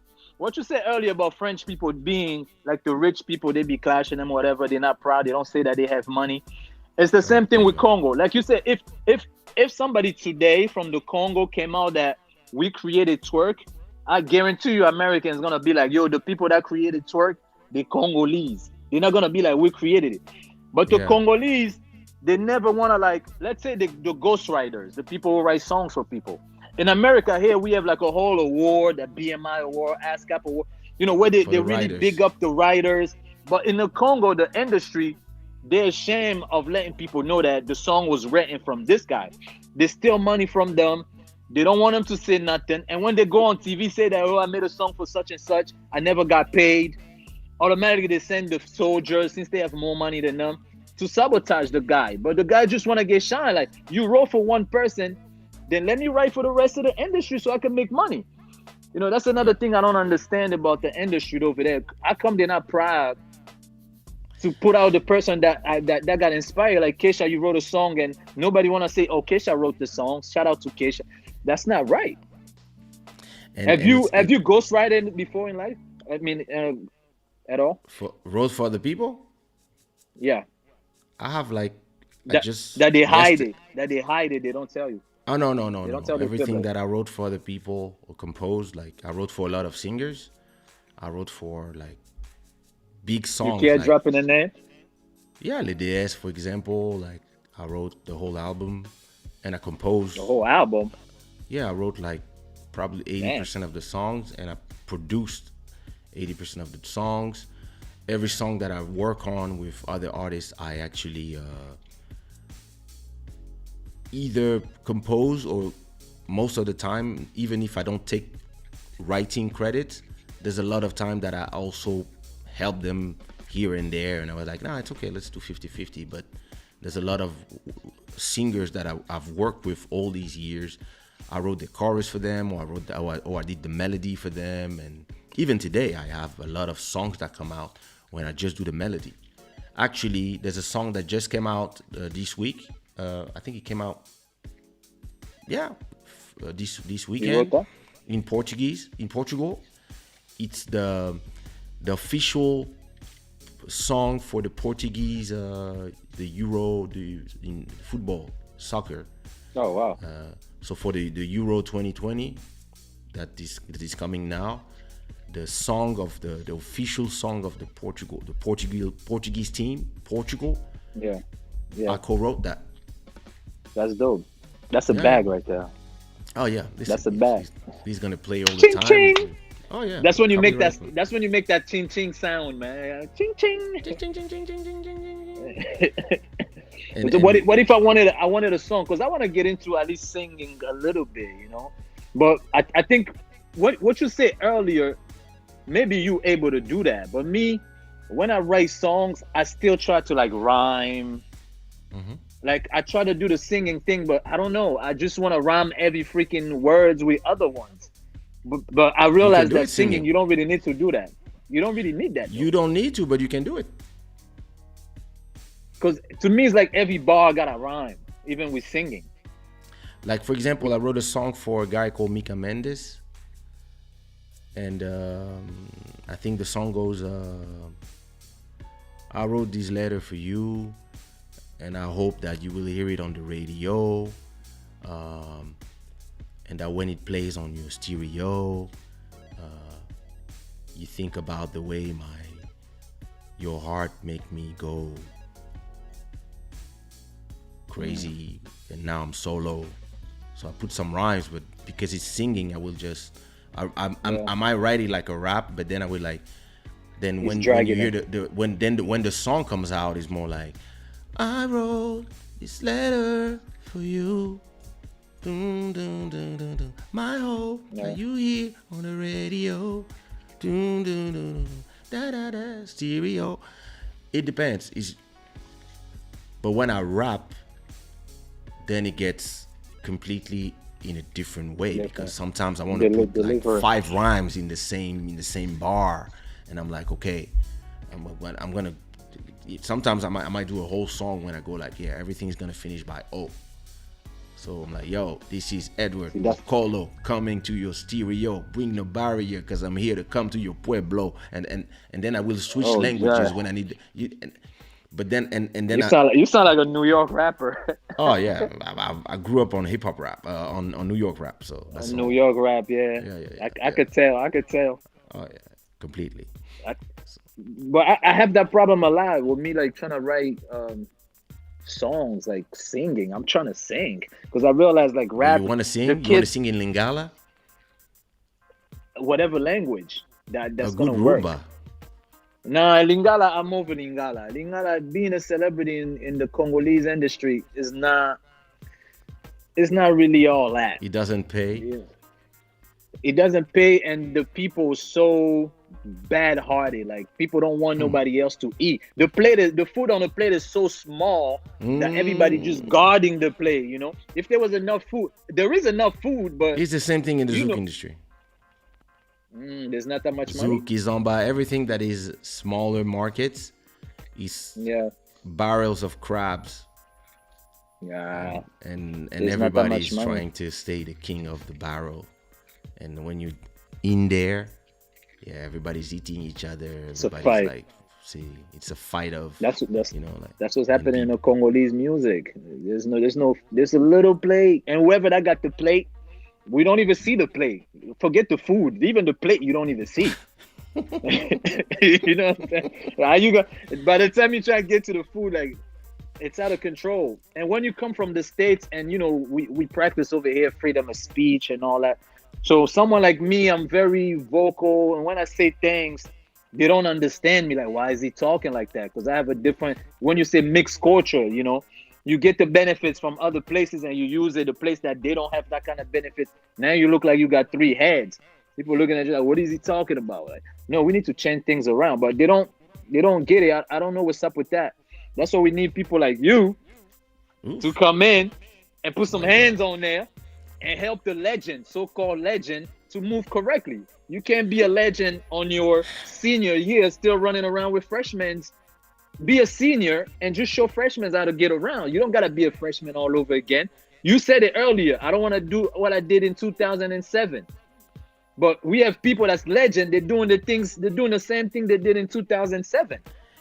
Yeah, but they move in a market that is not the same where I move. I move in a market where I have the internet. I have unlimited internet everywhere I go. On my phone, in my house, I got Wi-Fi. I can push my narrative. I don't listen. You know, I refuse interviews. I receive emails. What's the reason? I got my own show. Oh, now I thought like throughout your career you didn't really. No. I used to do interviews everywhere, but now people listen. Every day I receive messages on Instagram. Oh, you know, I have this channel. Oh, you know, we have this show. We talk about this. Oh, I have this podcast. We want to invite you. And I'm like, bro, I have my platform when I talk. Like, I can talk about anything I want on my platform. And maybe their perspective. Or you could tell them, I'll come to your podcast, but I got to talk about my podcast too. I mean, I think it's not that bad. People still want to see you. I don't mind. It's just that I'm in this place where I can pick and choose. And sometimes I'm going to look at the numbers and I'm going to be like, if you have 100 followers, I can go there just to give you a hand. But yeah, if somebody tells me I have 4 million followers or 400,000 followers, we have this show, we'd love to have you. I know it's gonna be good for not only this show because I can bring some people, etc. Like, or even a live show that will bring some new listeners. It makes sense. Are you like a? Now finish your thought. Yeah, go ahead. There's a lot of places where it's not that I don't want to, but with the limited time I have, I cannot spend 1 or 2 hours on somebody's Instagram live when they have no followers. Like, so you say you're an advocate of underdogs. Would you say that? I am, but at the same time, you also have to be a realist about the time that you are spending. So I'd rather take the underdog and bring them to my platform and give them the shine that they need for them to be supercharged, rather than go to theirs and nothing happens there. Maybe they an idea that you're probably gonna bring all your following to them, to their platform. So some of them, they probably get 30% of it. Yeah, that's what they call you. That's what they call you. But then, I mean, at a point you have to choose, because it's not like you receive one message every month. You receive one a day. You get invited everywhere all the time to talk about stuff. And listen, sometimes you go to those big radio stations and the people are not prepared. Wow. The interview, sometimes I go to interviews, I know that I'm gonna take over the interview myself. They're gonna ask me a question, but I'm gonna reply something else, because I can see that they're just reading your Wikipedia they don't page, really have, and they want you to be there. They didn't do their homework. They're not really asking you interesting questions. They're not having an interesting conversation with you. They're just like, yo, so when you arrived in Paris at 8 years old, so how did it feel? And you just like cold. Some questions anybody can ask, really. Yeah. And when some others will have, like, I remember going to an interview, and she was like, oh, my interviews usually last like an hour or two, but don't worry, we're only gonna do an hour. And I was like, what kind of interview is that? And she was like, it's an interview where we take one letter, and for every letter, I'm gonna give you a word, and we're gonna have a little bit of conversation, 5 minutes on that word. And we should do A to Z in 45 minutes. And she usually receives like 3 people in the same day, and she does the interview 3 times. But we had to do my interview, record it and cut it into 3 times, because we only arrived to the letter I. Wow. Because for we start with the letter A, she was like amour, and we spent like 30 minutes talking about love. Oh, and then so she was like, you were doing the alphabet. And then she was like, you are one of the most interesting person I talk to, and you should have your own show on the radio, because you articulate and you know how to explain your thought, like not in 2 words like some people. You can take the time to really explain what you mean, and it was an amazing conversation, and those are the kind of conversations I want to have. And you want to have them with people that you go to their show, it's super interesting, or you want to talk politics maybe in some shows, or like I remember an interview that I did in Kinshasa where everybody was trying to attack me and I was like, they start like, yo, are you really Congolese? I was like, well, yeah, I mean, that's what my passport say, but you know, I mean, we do have some kind of like, you know, issues with identities and stuff. So I think it's a valid question. I mean, I don't know. I have no problem responding to the question. Rumor has it Kaysha Zala one day. So I'm answering all the questions. So I'm like, they're like, yeah, so if you're Congolese, why don't you speak Lingala? And my answer was simple. I'm way more fluent in French and English and Portuguese than Lingala, because I left early and I grew up around white people soon as I arrived in France, and nobody was speaking Lingala around me, so gone. I'm not gonna speak a language that I'm gonna speak bad, so I'd rather speak a language where I'm comfortable. And like all the questions were like that. And it was like an interview. I don't remember what channel it was, but it was me and there was like 20 journalists. So they try your authenticity. Yeah, they were trying to ask you that. And me, listen, I'm trained. I'm trained. Media trained. Listen, I love when the questions become interesting, or they try to trick you in like, or they say, oh, we're gonna ask you a hard question. I'm like, please, like, entertain me a bit. Please do. So I was just answering everything like a real politician. And yeah, listen, and especially like, yeah, but you guys are here out there making it happen. What do you do for us here in Kinshasa? And I was like, well, first of all, I don't live here, and I'm trying to survive out there. So trying to survive.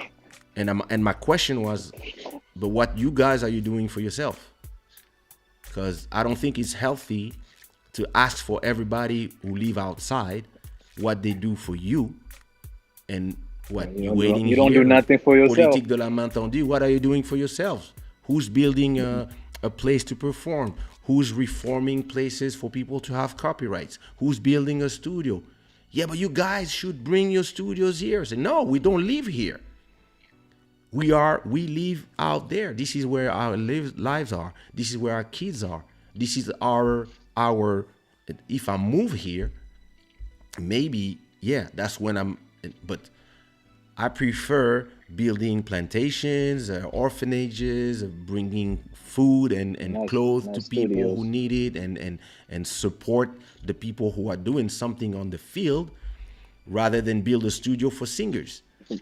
When there should be people, or ask all your legends who are here why they don't build studios for the kids.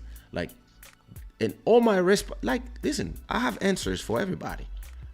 They can ask me anything, I will have an answer. The legends can't build. Now go ahead. At the end of the interview, they all come, he was amazing, vraiment, Kaysha, non, ça vraiment, pire, grand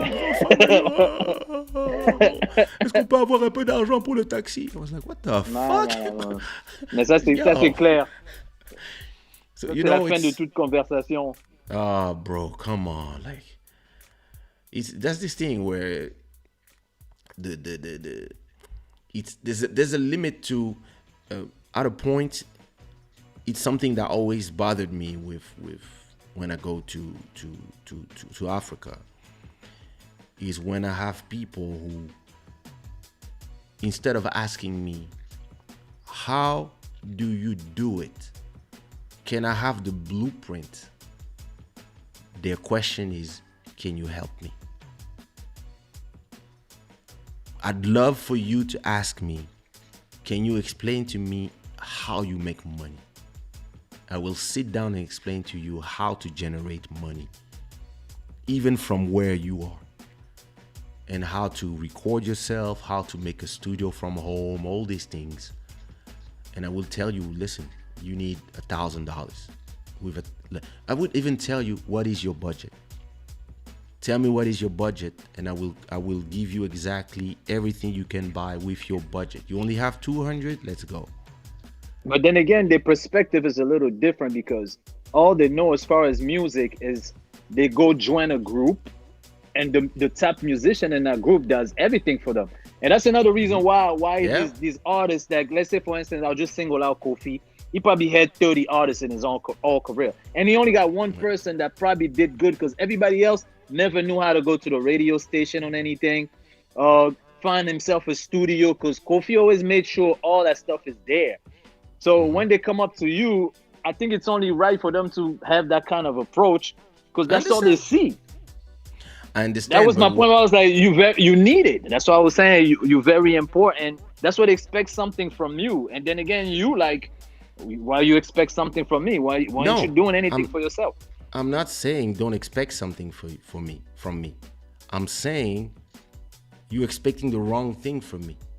The wrong thing. I'm not here to build you a house. I'm here to teach you how you build your house.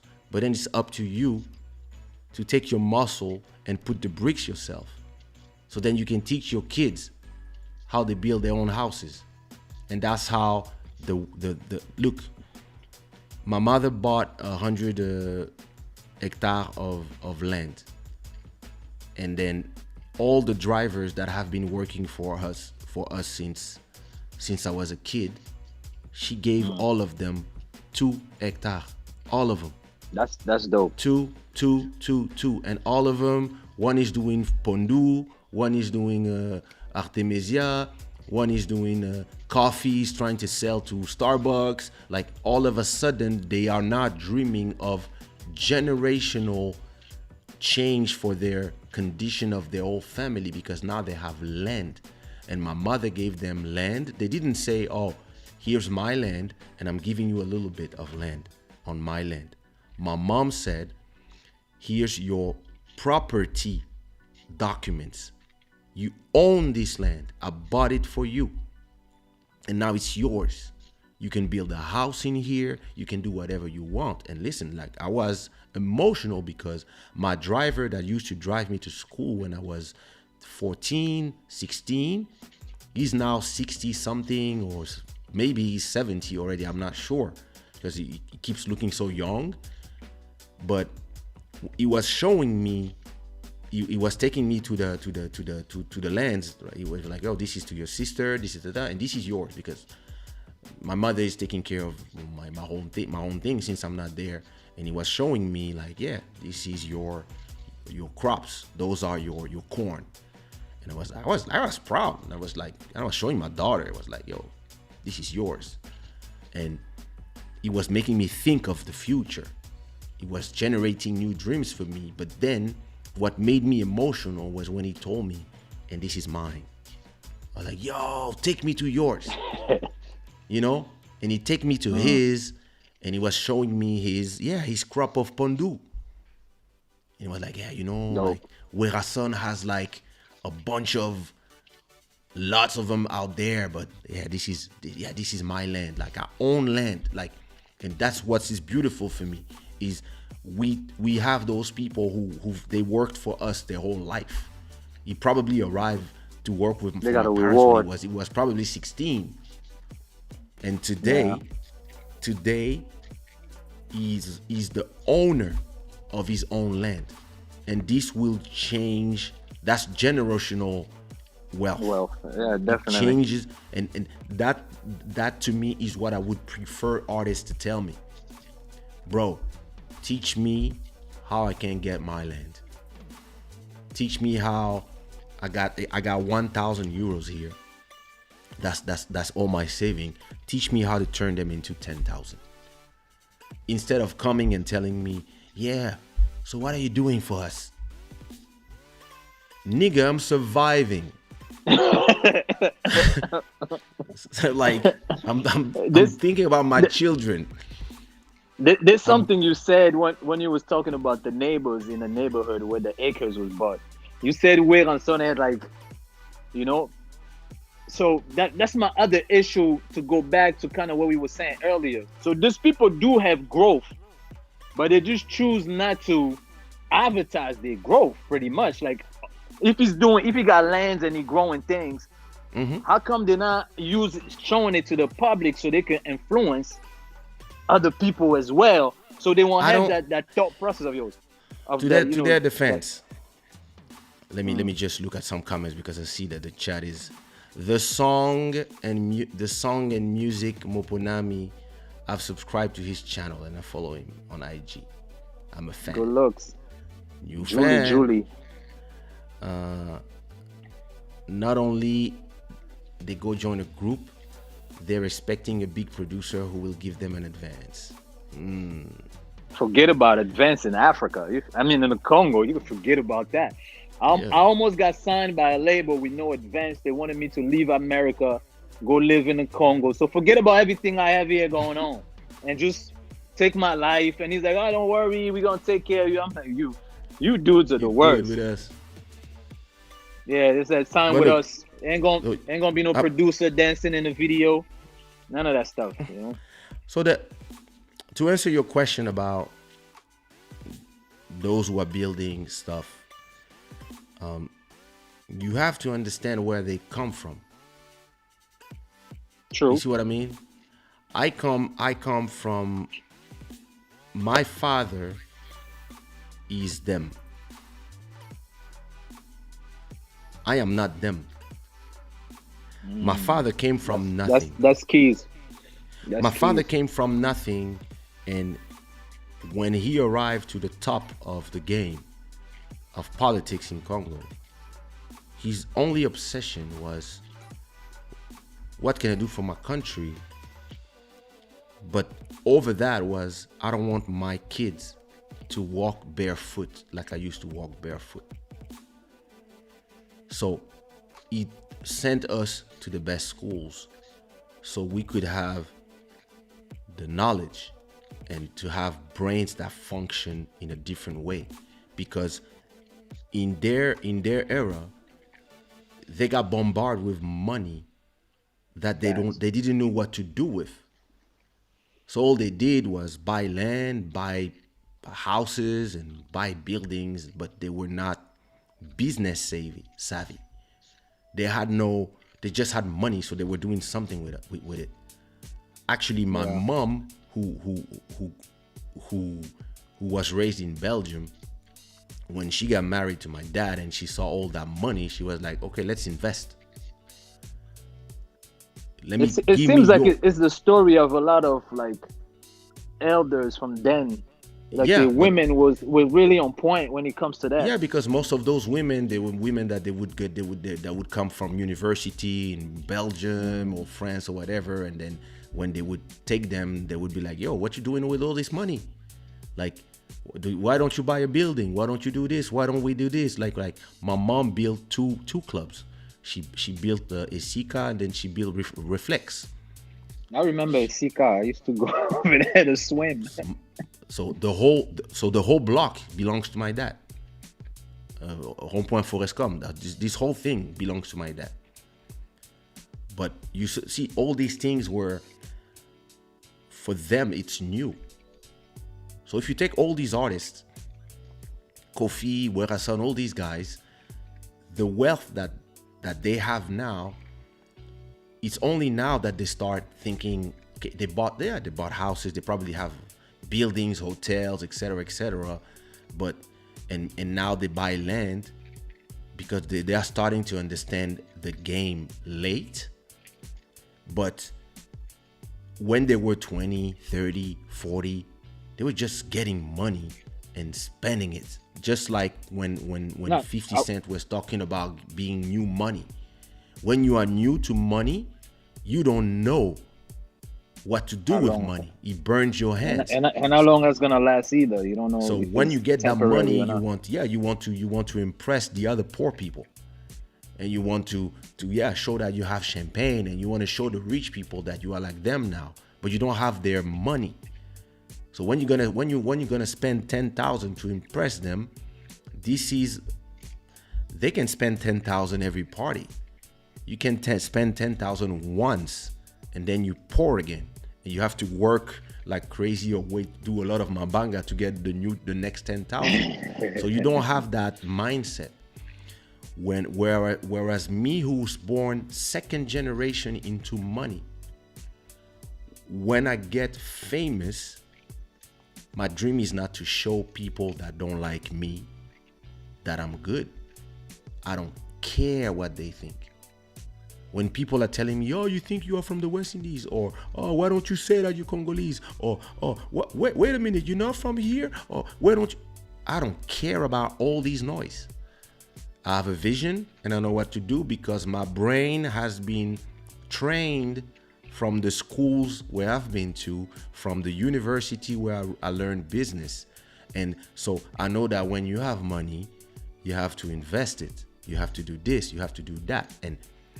And so I don't function the same way as most of these people. And you see, I'm not talking about the land that I bought. I'm talking about the land that my mom has bought. But I know in the future, everything that we can do as a family with that land, because I'm thinking about building cities. When people are thinking about having pondu in there, I'm talking to people who have Congolese people who are in Los Angeles and who have the door to like thousands of stores who are ready to buy agriculture from Africa. They are ready to buy it, but they need us to do it in the norms, etc., etc. But those people, they just in the, oh, we have land, let's put some pondu in it. Me, no. I would be like, build stuff, condition it, put it to whatever, receive orders, send by boat, send to China, send to this, send to that, generate millions with that. Us, we are still in the, the generation before us, they're still in the, let's buy let's put some pondu and let's go to the market and sell the pondu. And listen, it's amazing to know that you are feeding your brothers and sisters. It's amazing. It could be it's a start. It could be a start to. You see what I mean? It's a great. start. But for me, the way my mind thinks, I'm like, that's just step one out of 1,000 steps.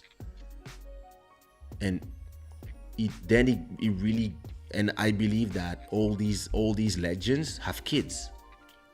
And those kids that went to good schools in Europe or in South Africa, they will come with the same mindset that I have, because they are second generation wealthy. And I'm sure that my daughter, who's going to be third generation, will have a head start first, but then she will think even differently, because she's gonna arrive in a world where she will have crypto, she will have this, she will have stock options, she will have probably she will have apartments, she will have, you see what I mean? And she will have a catalog of maybe by that time 1,000 of songs that will generate wealth. And she will not be, because my problem with a lot of people is they get rich, and when they die, the kids go back to zero. Or maybe they have like 1 or 2 houses, and then you have the whole family, everybody starting to fight to try to know who's going to live in there, who's going to get what part of whatever, and it's a mess. Super mess, yeah. But if you look at French or American rich families, it's built on generations. The people who usually is the great grandfather who started a movement, and now it becomes a whole consortium of every kid that is pushing the thing forward, and then these billions that we're talking about. Based on what you said, as far as like the generations, I mean, it's totally right, because the Americans, as you said, they may be on the, I don't know, 50th generation since they built, I don't know, the banking system or whatever. Yeah. You know, so of course they would think like that. Us here, we're still in the beginning. I mean, I understand that, you know, you're playing the devil's advocate as far as those guys, but I still feel like those guys, the accomplishments that they have, they can still speak about it. I mean, they could just say something that, hey, I'm doing agriculture. That might help somebody somewhere that's sitting around contemplating if they should do agriculture. Nah, I like your music. I see you do agriculture. I wanted to do agriculture. Now I'm doing it because my favorite artist said so. That's all I'm saying. I'm going to ask you a question. Yeah. Who asked them when they do an interview? That's another thing. People are asking you because all the journalists are not real journalists. So they're going to ask you stupid questions about your beef with Ferré or with Fabregas or whatever, instead of asking you, I see that you are building land. I see that you bought 4 cars for a hospital. Can you talk to us about it? Talk about that's the thing. I see that I heard that you built a house for women who are refugees from war. Like, can you talk about it? Why? How? Like, and give the space to the gossip. You're gonna give 10 minutes to the gossip and 50 minutes to the important things. But what happens is that they're gonna give the whole hour to the gossip. Yeah, it's journalism issue. Yeah, you're totally right. It's the journalism. Listen, nobody ever asked me in how many places with orphans I've been. Nobody asked me that. Nobody. Have you ever gotten like question about politics, about growing up in a political home? Yeah. Like, you got those questions? Yeah, but they are never like good questions. They're Well, just they didn't formulate it good it's enough. easy for you to sing because you grew up rich. I'm like, you don't buy talent. I gotta do anything. Like, but they don't ask you the real questions, like how does it feel and how like how a lot of them are afraid. They're also afraid maybe to, they idolize those people so much that they don't even want to get into that. They're afraid maybe they're gonna touch a subject that is very not welcome to the person, Yeah, but sometimes it's people that are not from that country. That's I'm going to be in the West Indies. Like, I remember going to Guadeloupe. No, it was in Martinique. And I arrived in the interview when the person, he never spoke to me in French. And he assumed that I knew how to speak Creole. Oh, snap. And so I understand everything he says because I understand Creole from the West Indies. But his question is, so what do you think we should do for our islands to be independent from the colonists?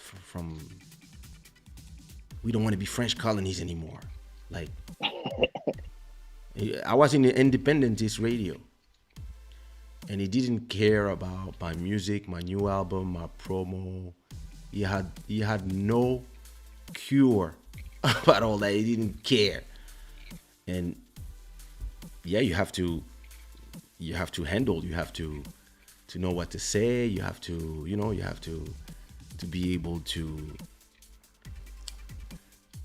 you have to navigate in those places. So I believe that our problem as artists and as a culture, the Congolese culture, is that we don't have journalists. We have YouTube channels. I mean, at some point we did, though, right? At some point we had some people that had quality.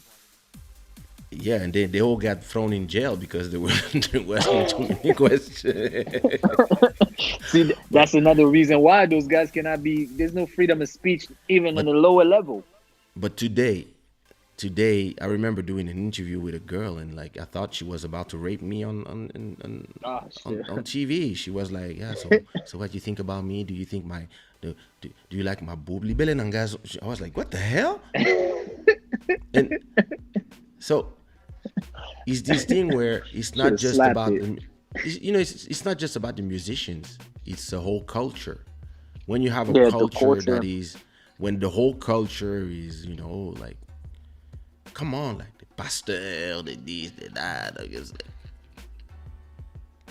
you end up not being able as a culture as a whole to elevate, and then you look at it from the eyes of even if you arrive at 16, so you really are a Congolese kid, but now you are an American man.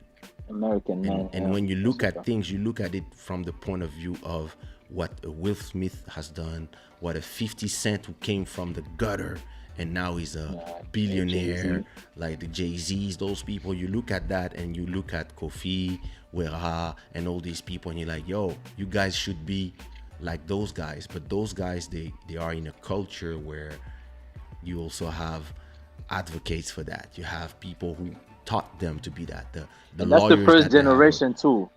But the lawyers that they have around them are all these people who are not from their culture, but who are teaching them how to, they knew how to, and they are in a country. They are in a country where it's it's the culture, where we are in countries where it's not the culture, because we still are in a country where it's the first time that we had an election that went, I would say, smoothly, without violence. You know? But then again, don't forget, like, there's also people here that's the information is there, but there's ignorant people that choose not to know shit. So in my point, I think those people, they also the same way. The information was there. There's people in the Congo that's well informed, whether they first generation or not. I just think those people just don't care about learning. I see the interviews. I never watched the interview of a lot of them and hear something really meaningful that come out of them. I mean, they're grown men, they have experience. When they were in their 30s and 20s, I understand they're young, they enjoy it. But once you start getting to the 50s and all that, now you're supposed to have wisdom, and you done created stuff. Like, your conversation gotta change at some point. It depends who you are around. That too. I mean, yeah, listen, that's another issue too. It depends who you are around. If you are around people who listen, I had this friend from America called Peter. And we had a conversation, and he told me, "Kay, your real problem in life is that you have conversations all the time with people who are not on your level. So you are trying to lift them to your level, but they will only achieve 20% of your level. You need to sit down with the Mark Zuckerbergs, the Sunday Pichard. You need to sit down with people who are over you. You need to sit down with the Jay-Z's, the Diddy's, you need to sit down with that level of people so that your brain can be useful. Because what you're doing right now is just wasting your time having conversations with people who only do 10% of what you tell them to do. And then you get frustrated because you're like, yo, look at all these people, look at that, and look at what they do. But maybe it's because you are having conversation with the wrong people. And I remember spending hours and hours and hours and hours talking with Congolese artists, Senegalese artists, West Indian artists, even rappers. And I was telling them, listen, independence, this, that, blah, blah, blah, blah. When you sell 100,000 albums, I make the same money as you selling 10,000. And they would not understand. They would not understand. They were like, it doesn't make sense. But look, I'm gold. I was like, yeah, you gold, but how much money do you make? They give you a plaque and you're happy. I own my masters. You see what I mean? And those are those different moments where, oh man, my speaker died. Oh, it's good now? Oh man, jeez. I hear you. You want to call back? Huh? He's gonna call back. Yeah, so I was saying, it's a whole system that needs to be built to revolutionize the music industry in the DR Congo.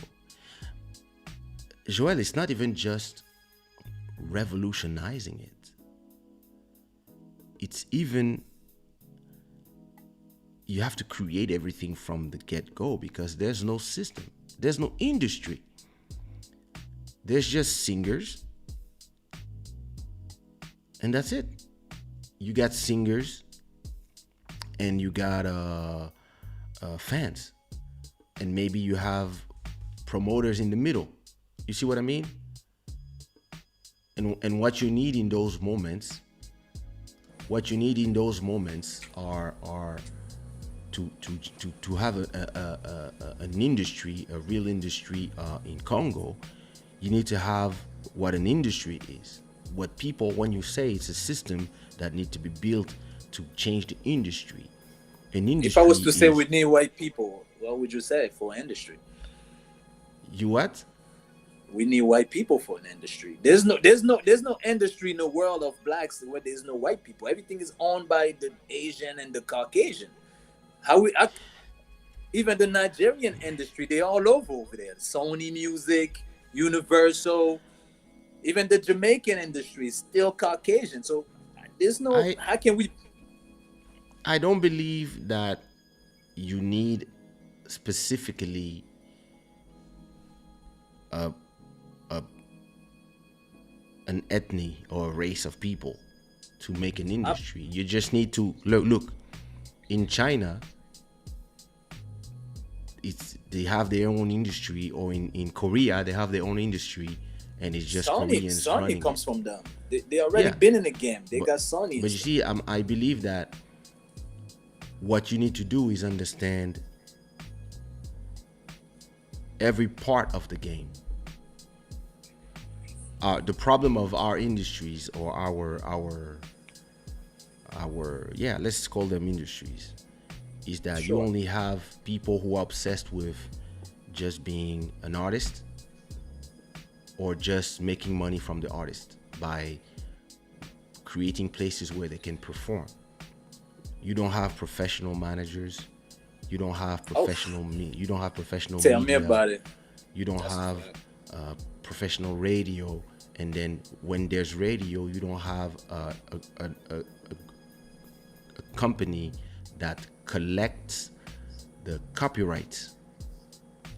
Collects the copyright every time your song plays on the radio, every time your song plays in the club. Like all these things, they exist.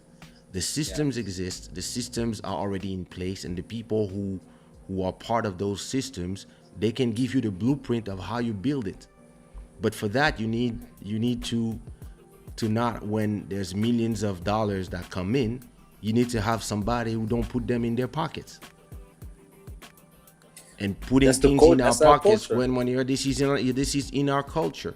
So you have to find a way to make sure that, and that's when new technologies like blockchain can help, where nobody can take that money from you. It arrives directly in your account. Because the problem here is, every time in our countries, every time there's a middleman, every middleman wants to take their cut. And their cut is not 5% like the rest of the world. Their cut is 95%. And so, but then you really need to have this thing where the people on the ground are willing to really create the whole circuit, not just the places where you perform and the performers. You need managers, and you need listen, you know something I learned in, like, when I was in the Zouk industry, for example. There's a lot of cash. And one day we tell the dancers, listen, you get 200 per show, 200 euros per show. It would be great for your future if we declared you. Because we receive cash. So you can put 200 in your pocket, that's great. And then you're gonna spend it, and then you're gonna need the next 200, and you're gonna wait till the next show. But if we declare you, every time you do a show, you have hours that you can go to ACEDIC, which is the French Social Security, and then you get hours. And when you reach a certain number of hours, when you say that, for example, it's the summer and you're done working, they will count how much money you made from your shows, and they will give you that money now every month when you don't work. So for 6 months, if you say I don't have work, let's say you made 1,000 per month, they will give you 1,000 per month based on your cotization of the money you make. And I was like, and when you get older, when you reach 60 years old or 64 and you retire, the sum of all the money you made will count towards how much the state will give you every month when you retire. So my dancers were like, that's amazing. Wow. So we get paid when we don't work. I was like, yeah. So we like, my manager was like, so do you want to do it? And they were like, yeah, that's amazing. So next show, they arrive, end of the show, they're like, what about our money? And my manager hands them, my manager hands them checks. And it's a check of 160. And they're like, wait a minute, where's my 200? And we tell them 200 minus Social Security, taxes, TVA, whatever, that's 160. Because you are now paying for your retirement, and you are paying for this, and now you are part of the system, and you exist for the states, and you also have to pay taxes on the money you get. And after one show, they're like, no, we don't want that shit. We don't want that shit. No, I want 200. But that's the problem, because when the pandemic hits, those who exist in the system receive help from the government. They receive, during the pandemic, I didn't need money. I actually was making more money because I was not spending money, and because I was making money from my catalog, since I own everything. But I was receiving messages from the copyright, the SPA. So the SPA is a Sociedade de Produtores e Autores in Portuguese. And they asked me, they say, hey, listen, last year you made €30,000 worth of copyright money, more or less. Since we are in pandemic, we can give you, in the estimate of what you're going to do next year, we can give you an advance of 15,000 now if you want. Since you're an artist, you're not performing, you are in the system. And I was like, no, I'm fine, thank you. Just keep my money, I'll ask it when I need it. Then you had the GDA, which is the rights of producers. When you create your own tracks, so in the US it's Sound Exchange. When you create your own tracks and you are your own producer, you also receive royalties as a producer, and that money goes in Sound Exchange. So here it's called GDA, and they would send me every month a credit card with €300 in it for groceries. They was like, hey, that's the least we can do for artists. We have a fund for artists, and every artist receive a card. And then every places that I'm part of was sending me money. And all the artists were asking me, what you mean you have a card with where you get all that money? I was like, they sent it to me. And they were like, yeah, but how can I receive it? And I was like, do you get paid cash? Yes. Do you pay taxes? No. So they don't know you exist. Facts. And this is the difference. And that's what I call the difference in mind frame. If you don't have the mind frame to understand not just your part of the game, which is singing, but everything else. And if it doesn't exist in your country, it's even worse. But when it exists, some people, they don't want to be part of it because it means paying taxes. Listen, in France, I probably paid more than 200,000 euros just of taxes. It hurts. Facts. But in it's part of the game, man. Not only is part of the game, but then I receive money when I'm supposed to receive money. And when I retire, and I can ask money from France, I can ask money from Portugal because I pay taxes here. And yeah, listen, when you have to pay, you hate it because damn, that's the only money that's left. They want it. But it's up to you to handle everything. And for example, listen, I pay social security, but I also pay private insurance for wife and kid and me. Well, listen, when my kid was sick, the bill of the hospital was $7,000. And it's $7,000 that you didn't think, like, you know, imprévu. But because I pay every month the price for that insurance, I only had to pay $500 from the $7,000. And that's when you're like, whoa. And but I have that mind frame. I understand how to navigate in the game. A lot of people don't. A lot of people, all they know, look, for example, Kofi, where are all these guys? Back in the 20 years ago,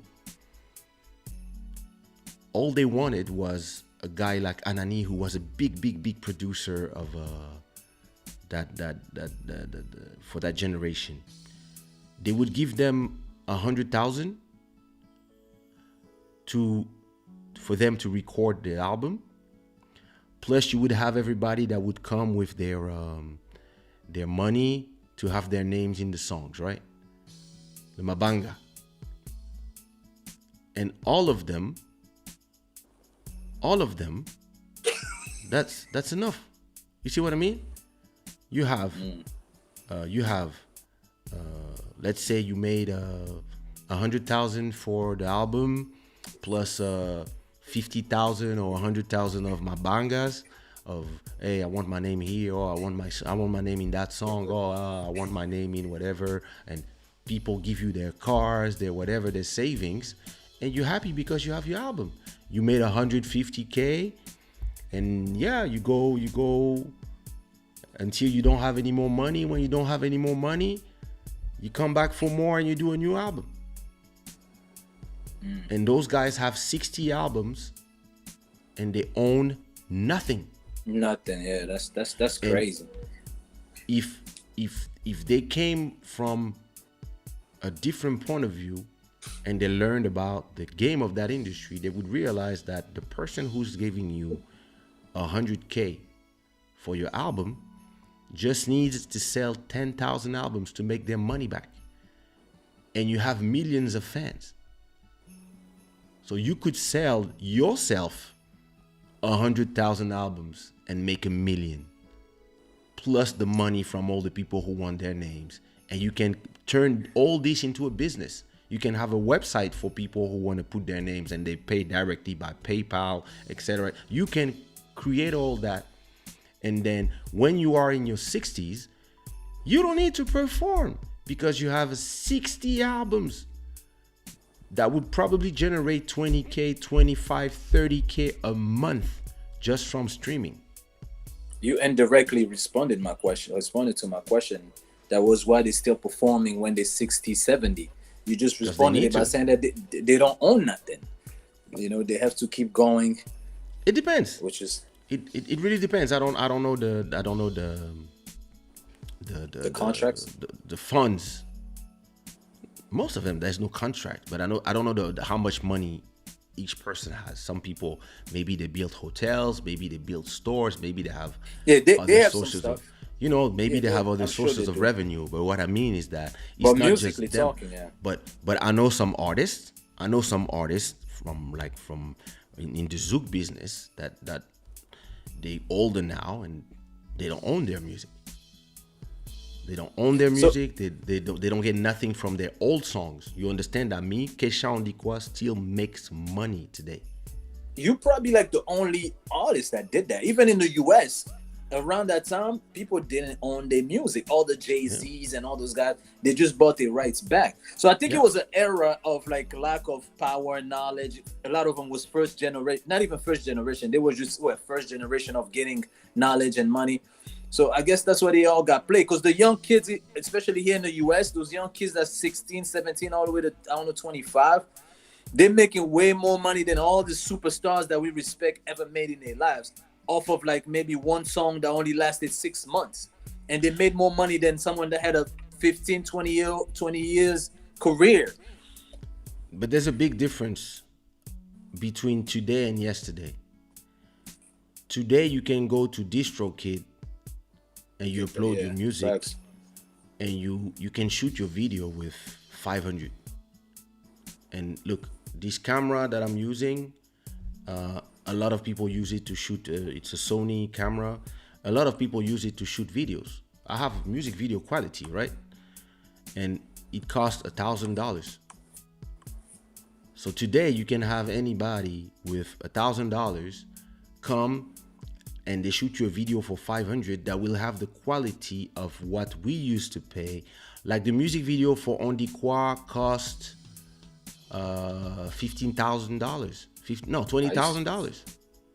Yeah, that's definitely when Diddy was spending 150 for a video. That's See? that era.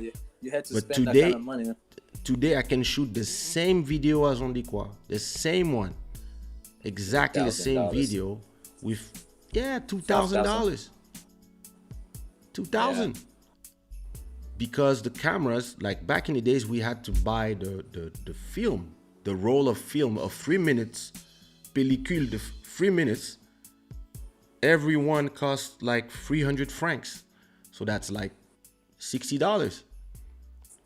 So to shoot a music video, first of all, maybe you need 20 of them. So that's already like $1,000 and something just for the film. And then you have to be careful of what you're gonna like. Look, today there's like this small shit has 60, like you can have 200 gigabytes in this.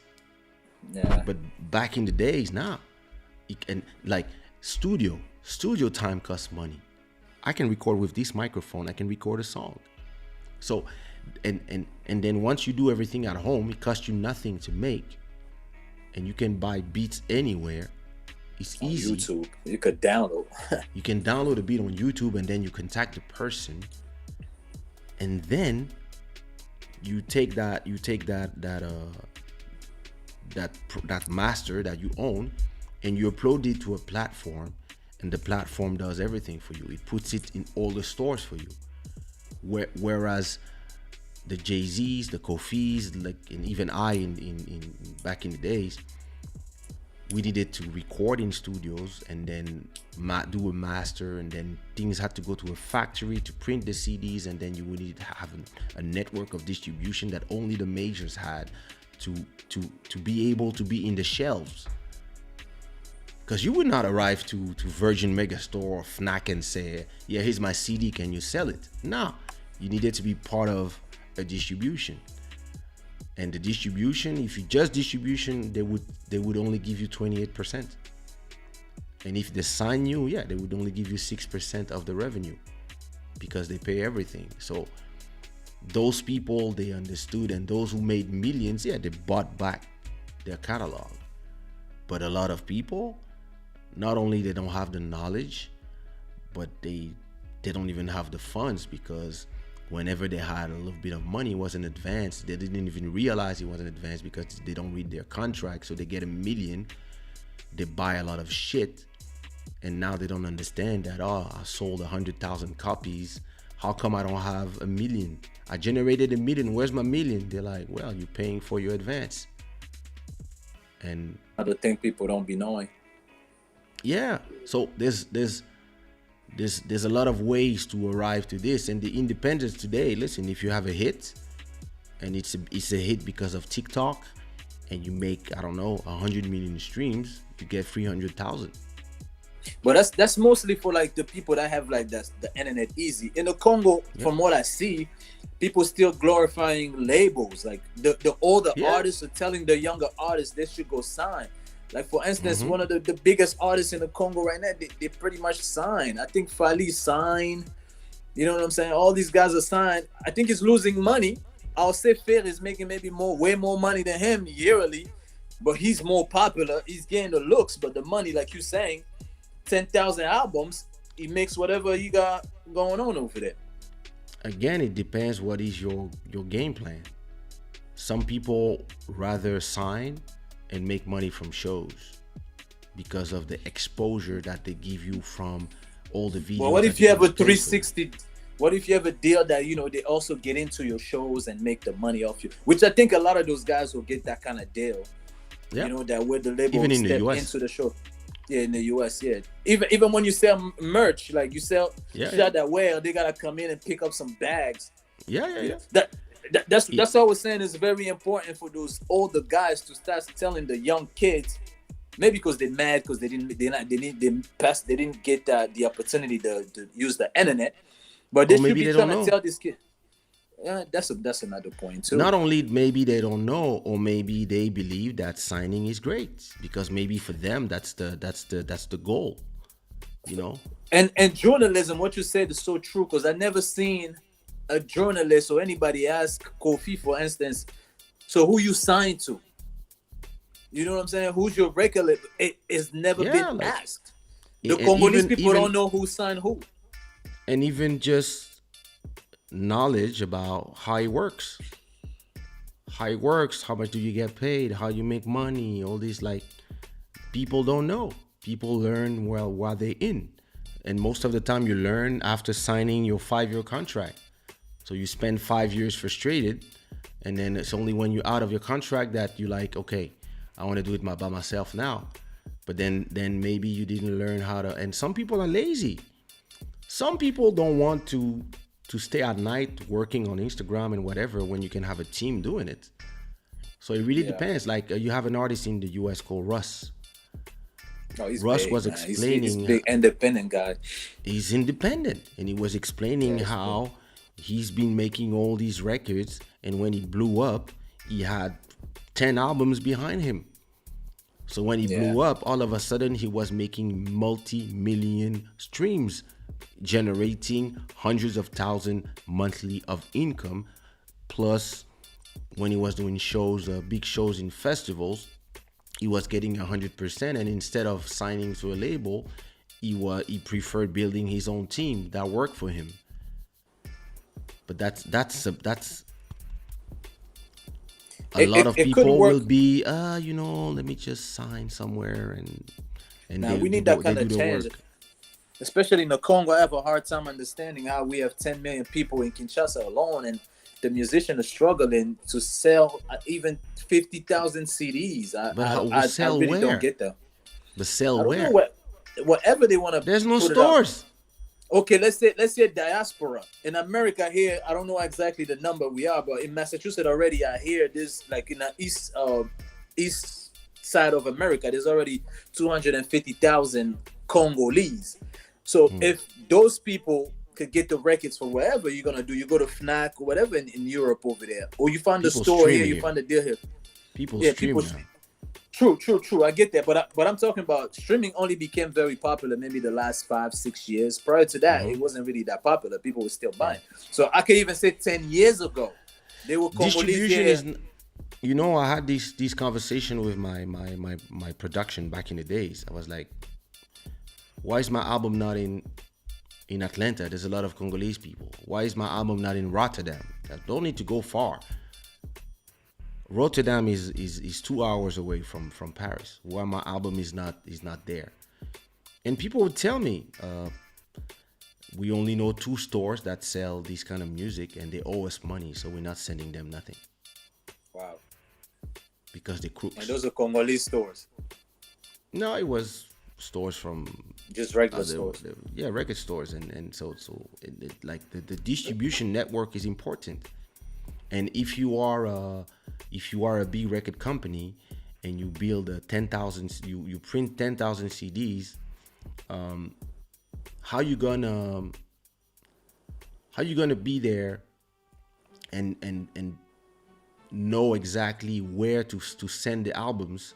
If, let's say, I put 100 albums in Massachusetts in the stores and nobody buys them because, or in Kinshasa, people sell music on USB thumb drive for $5 and get 1,000 songs.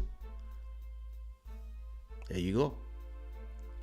One day I went to Cameroon and somebody was telling me, yeah, Kaysha, I have all your music. I'm selling your music. And I was like, oh, where you got my albums? And he had a CD-ROM with my back then 6 albums, all 6 albums in MP3s with a fake cover and everything. Oh. What are you supposed to do at that moment? Piraterie. Yeah, listen, I got popular because of piraterie. That's Without the same piracy, thing. 50 Cent did the same thing from what I heard. Like, listen, he even started giving them the bootlegs. On Dit Quoi is one of the biggest songs ever in Africa of the 2000 era, and I never sold a CD out there. So everybody was watching the video on TV, and everybody had a copy in their computers and on thumb drives or MP3s or whatever. And the way I made money was by going and do shows. Right. But if I made money from the sales, I'll be multimillionaire right now. But all of these people, they all know the song, but none of them had my CD in their hand. They all had a copy, and when somebody has the original album, they make 1,000 copies. They're gonna take all the time in the world to create copies to give to their friends. Yo, give me those. Oh, hey, you come back from Europe. Tu n'as pas les dernières chansons? Envoie-moi les dernières chansons. Yeah, they make you a thumb drive. Yeah, give me your thing. And that's the thing with technology. So even in the Congo, that's what is being done. They do it through WhatsApp. Like you go, you're a part of a group. There's I don't know however many people on there, and there's a new song. Everybody just gets it for free, you know. Yeah, exactly. Like and now somebody says Sokoda over there. Yeah, Sokoda isn't able to stop them. Sokoda is a joke, man. Sokoda, it's like the ASCAP or whatever. Yeah, it's like SACEM. But that's the thing. SACEM, is this thing where you are in those industry where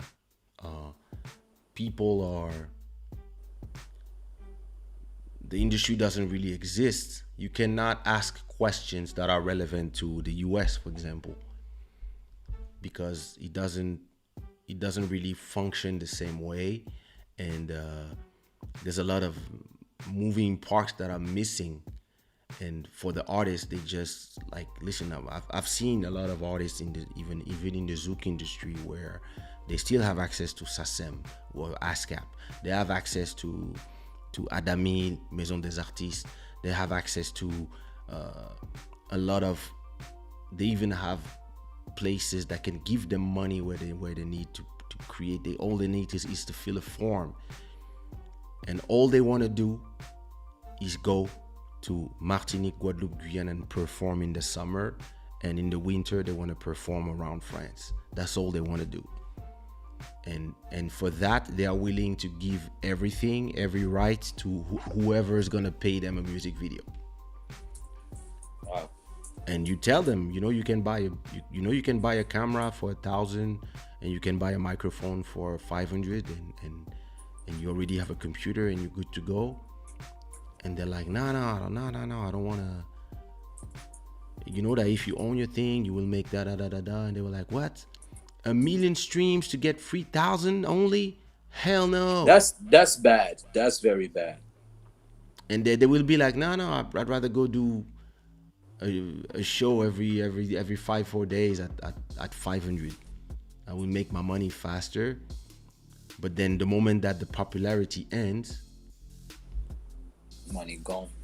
Yeah, you need to go find a job and completely abandon your passion, where you build your name and you build all these assets, all these musical songs, all these years, and then when you retire, they don't generate money for you because you don't own nothing, because sometimes you didn't even protect them.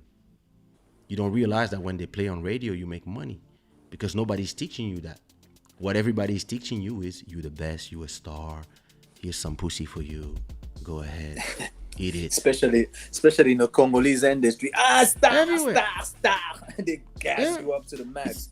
It's not it's not just Congolese industry, everywhere. You have people, that's their job.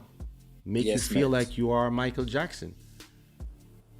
But not make you learn. You know? The first thing my manager told me when after a show, I was like, oh, this girl is nice. Let's with my dancer. I'm like, yo, let's go. Yeah, let's go dance with the. And she was like,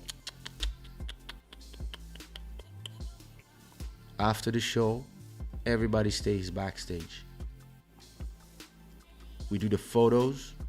When we're done with the photos, we took a drink with the owner, and then we go back to the hotel. That's it. Wow. That's easy to say. And we were like, yo, why? And she was like, because you have to be professional. You cannot just then mingle with the public. Like, they came to see you. They have to keep seeing you on that level. If they see you dancing with the girls after that, like, you kill that energy. And in the beginning, we didn't understand why, and that the dancers were pissed. But the more time went by, the more it became a discipline. And we learned how to react. And then you would hear people talk. They would be like, oh, you know, why would I buy the album of this guy when I meet him in KFC? You know, because that's how people think. They love you, but at the same time they kind of hate you, and they kind of jealous of your success, and at the same time they admire it, and at the same time they want to put you down, and at the same time they want to put you up. That's humans. They have these feelings that are contradictory, and you have to protect yourself from all that, and you have to understand the business you're in and how it works and how you have to move in it. But if nobody ever taught you, and that you grew up with, you know, politician who had a lot of money that just gave you money to say their names. The money, yeah. For you, this is, that's how you make money, and you know nothing else. And you don't realize that, there's some guys out there that are that have been generating millions on your name. Millions. From all these songs that you did, and you could just chill at this time. And you would that was the thing on YouTube when YouTube started first getting nodded. A lot of the Congolese artists wouldn't even know that the song on YouTube, somebody was posting them and making money off of them. Until later, maybe 5 years later, they realized, oh, somebody's been made, and the money's already been gone. Yeah, it's too late. And listen, me, soon as I got monetization on YouTube, it started paying my rent. Dope. Straight. And that's one less problem. So, you know, it's really you know, Sophia is tired. She's like, how much longer is this chat is going to last? Actually, I'll have to go make my suitcase soon. Yeah, me too. We have a little fight thing going on, fight party. Yeah. So last question before I let you go, because damn, 4 hours, almost 4 hours. What is next for you? As so you didn't go to Congo. Finally, you're in the US. What is next for you? First of all, I didn't ask. Now that everybody's sleeping, this is the moment where I can ask the question. What was that song about? Oh, which song you mean? The last one, Imposteur or whatever. What was the name of the song? Oh, Infiltré. Like, we had to address. This is you being the police again? I had to be the I told préfet de discipline. I had to come by and discipline some hip hop kids and music kids. There was I like authentic guys. You know, okay. I don't like musician that has to even though I kind of did that, I kind of like went after people, but I don't like artists that just single out one person and tell the whole world like that person sucks. When the whole world believes that person doesn't suck. And that person, when you know, at a certain level musically, you can't respond to everybody, you know? So the kid that the guy was dissing, I'm very cool with him. And I could tell the kid is never going to say anything. And the guy was trolling him. And the guy himself has a lot of problems. He's fit. is faking to be Congolese from Kinshasa because he's from Brazzaville, you know, and he pretending to be this hero guy. You know, I understand music people fake, but sometimes there's some stuff you play with and there's some stuff you don't play with.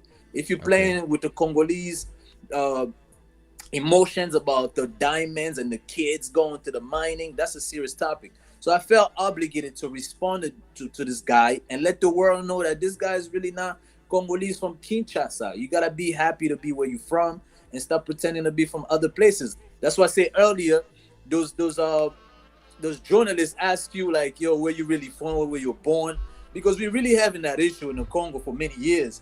So to have somebody that's not even that successful in music, in my opinion, from what I see, come in and trying to create some trouble among people that's not even from your region of whatever you do in life, you know? So I felt obligated to really go after him. And I made a record to let the world know, if you're going to like him, you should know about him, that he's not from Congo. Don't develop your likeness thinking that he's a kin guy and you start liking him based on that. You should know it from the gate and you make your decision. If you're still going to support his career, fine. But at least you know that this guy is not a Congolese from Kinshasa. That's the whole point I wanted to make. And I guess that point when I made it, and that got him out of here, I guess, because I don't hear from him anymore. I'm probably going to revive him after this, but I don't know. You know, so that's what. But like, did he go and say I'm from Kin, or? Some things you don't have to say verbally, just the way you carry yourself. Like, you're not gonna see a fan of Real Madrid wear a Barcelona jersey. If he wears it, it can't be a positive thing that's gonna come out of it. He wore it because he have negative intention, because that's your rival. Us in Congo Brazzaville in the soccer world, we rivals. We don't like each other. So to see a Congolese from Brazzaville wear a jersey from Kinshasa, it's already an alert that shows that, okay, what is this guy up to? Because he's wearing a Real Madrid jersey and he's from Barcelona. What is he coming here to put a bomb in our stadium or something? Like, what's going on? Let's check him out. And we realized, oh, this guy got the stuff to make bombs. So he was on his way to create the bomb to destroy us. Thank God we found out that he had those things and we exposed them. That was it. If he was never to put on the jerseys and do his music, I wouldn't mind. But I just didn't want the public to make him think that he was from a place that he wasn't, that I rep so hard over here in America. Maybe he just was showing love. So say that you're showing love. Congo Brazzaville, you know the saying, they say before you clean somebody else's house, clean your own house. Congo Brazzaville got a lot of problems themselves, but he left those problems alone to come and mind our problems. How authentic is that? I don't think that's real. I think it's somebody pretending. He's trying to fraud. He's looking for clouds, which is buzz. He's looking for buzz. So we helped him and made him more popular. Since he wanted the buzz, okay, we're going to make a song about you, so now everybody's going to know about you. That was just that. But what was he saying that pissed you off? He just said I'm really just gonna said put that the this story. guy was not, like, he was more, well, he was choosing between two artists, but are those artists competing, or What pissed me off is that it's not the first time that he did that with. He tried it with the Nigerians and it didn't work. Nobody ever answered him. He was going after all the flavors and all those guys. He was doing the same thing. I think he got a feature with Tiwa Savage. He was trying to do the 6ix9ine thing. Yeah, he's trying to do the 6ix9ine thing, but it didn't work there. So he brought it back to the Congo. He's just looking for a check. He brought it back to the Congo, which also didn't work. And on top of that, the guy that he dissed is like, Kaysha, you wake up one morning, you see me dissing you, I don't listen to Kaysha, he's trash or whatever. You're going to be like, yo, I'm cool with him. I just did a podcast with him. What's up with him? You know, so I can't respect that. If he had dissed somebody that he wasn't cool with, I wouldn't mind it because it's none of my business. Okay, right? So but the fact that you did somebody we all cool with, I made it my business to show the world that you shouldn't backstab your friend when your friend is asleep. You like making a plan to destroy him. You know, I was showing an example out of him, and since we have a lot of infiltrés in the Congo, so I used him as an example to show that, hey, look, we got a lot of people that's not from the Congo that's pretending to be from the Congo. So before you get involved with anybody, don't just think it's Congolese. Actually, really look closely and deep to see if this person really is the person that they're saying they are. That's all I wanted. I used him for an opportunity to send out a bigger message. So it became bigger than him. It became about just les infiltrés en général. Because we have that issue a lot. And a lot of people dying because of that situation. And someone to come around to play with it, le préfet is not having that. So you take your job seriously? Take my job seriously. It's about to buy me a mansion pretty soon. Next year, we're going for the mansion. So, what? Last question before you go watch your game and I go make my suitcase. Facts. What do you plan for your brand as an independent artist? Do you want to sign to a record label, or do you want to keep the independent route, or are you affiliated with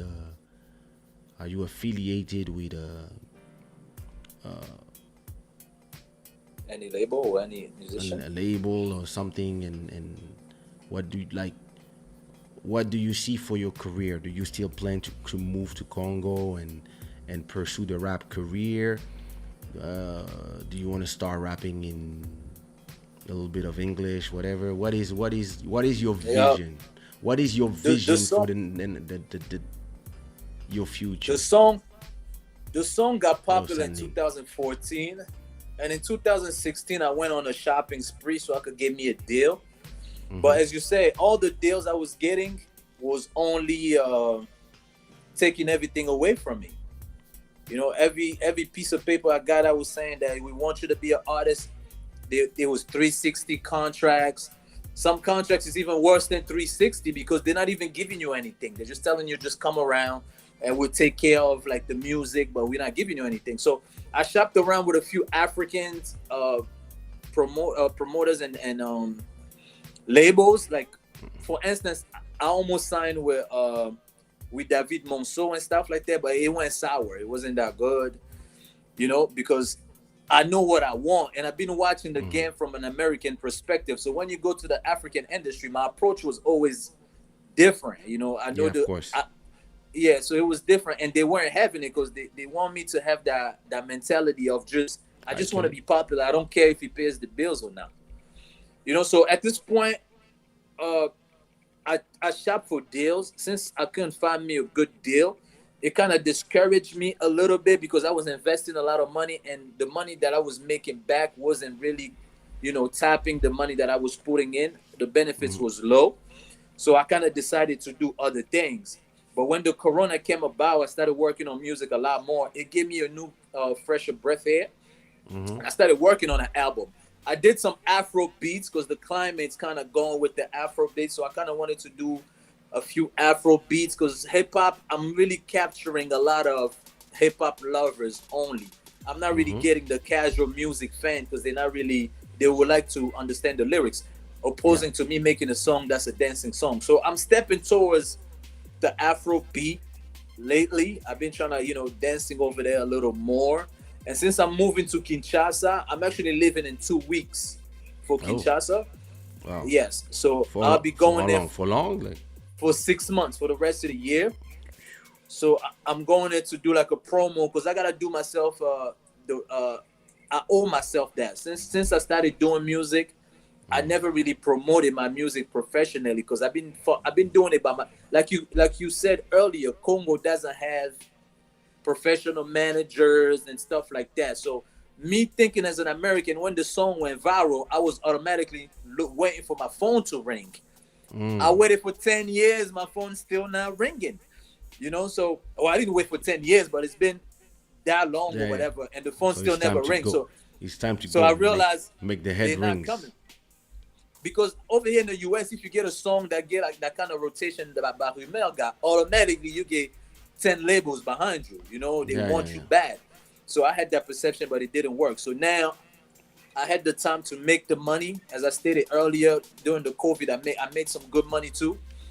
So I have the money now to invest into my new journey. And you also inspired me when you say you reinvented yourself so many times and you feel comfortable at every style that you do. That's impressive. Because I try to do certain styles and I couldn't really do my best. I could make a song, but it's just not sounding the way I want it to sound. I'm like, damn, I sound better on this type of beats. But when it comes to this, I'm struggling. So it's amazing to me when you answer that I'm the same in all of them. I'm like, yo, you're an extraterrestrial guy, man. Go back to Mars already. The thing is, I know how to appreciate the first one when I venture into a genre. I'm not gonna do the best song from the get-go. A lot of people look at Kaysha on Dikwa and they're like, oh look, it's the first time he went there and boom. But they don't realize that before on Dikwa there was Kinshasa B-Boy. You see what I mean? And there were other songs where I was trying, it was not taking, and then I made the right one. And I believe that because people hear themselves doing something new and they're not in the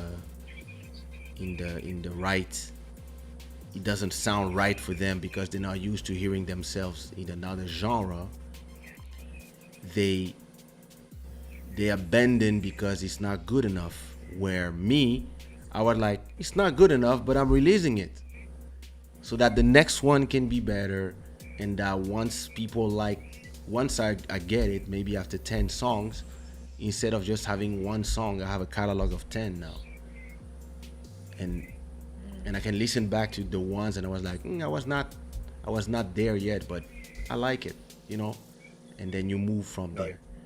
But I think a lot of people are looking for the perfection that doesn't exist, so they keep shaping, and then after that they just move to the next song because they got tired of the song. When I'm a guy, I sing something, it sounds good. If it really doesn't sound great, I just re-sing something else. But usually I tend to find the right melodies, and I tend to if I can give you an advice in terms of venturing in other genres, my advice would be, don't be scared to be yourself. Don't try to be somebody else or to sound like Davido or whoever, or Kaysha or whatever, because you want to do a rumba or you want to do an Afrobeat, whatever. If you want to do an Afrobeat a la Wizkid or a la Techno or a la Endem, you're gonna be under them anyway because they are the originals. When I came to Zouk or Kizomba or Coupé Décalé, I came my way, and this is what made the difference.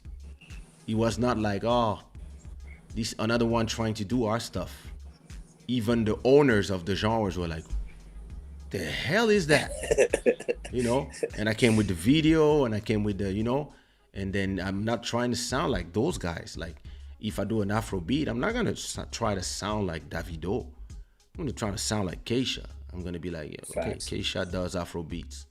It's not gonna be like, Kaysha is trying to sound like Davido. No, it's gonna be like, okay, Afrobeat, interesting. I understand the codes. Now that I got the codes, let me break everything. Let me not respect all the codes and do it my way. Let me put my sound, and let me put my strategies in there. And that the people who like Kaysha will be like, yeah, this is Kaysha, but interesting, different. And the people who like Afrobeat is gonna be like, oh, this is Afrobeat, but damn, it sounds like R&B. And this is where, when I want to make a piano, Afrobeat, Kizomba, Zouk, any style, I listen to a lot of other people.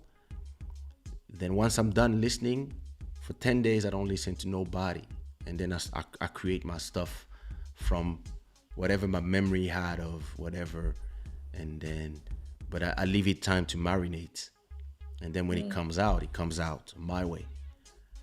And that's how I do anything. Like, if I wanted to rock and roll tomorrow, that's exactly what I would do. I would listen to a lot of things, and then it would sound, but you would still be like, it's rock and roll, but strange, I like it. Like, and this is why a lot of people tell me, I don't like zouk, or I don't like compa, I don't like kizomba, but yours is different. Like, it's because it's actually, I don't, when I do zouk or kizomba, I don't feel like I'm doing zouk or kizomba. I'm just doing music. I'm just doing Kaysha music, and you have to. Maybe I need to change that. My approach. You have to See, appropriate. my approach, it's keys. What you said is keys, because I be looking at like, I'm about to do this Afrobeat thing.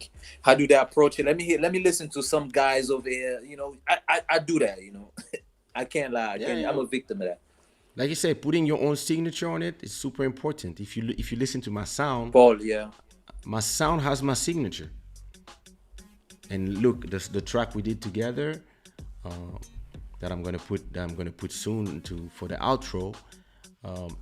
It's a track that, look, it sounds like those Afro joints that could rock today, even if it was done 5 years ago. But it sounds like the me. beat is really. But it sounds still like need me. that video. Still need that video, Mister. We gotta do a new song. It's time to. It's time to go to the next. Time to do some new songs. Gotta get you on a Roomba drill. I'm ready. Just call me. You're gonna kill that Roomba drill, man. I can hear your voice killing that style all the way. I am ready. Definitely. So listen, I'm gonna let you watch your game. It's 5 a.m. here.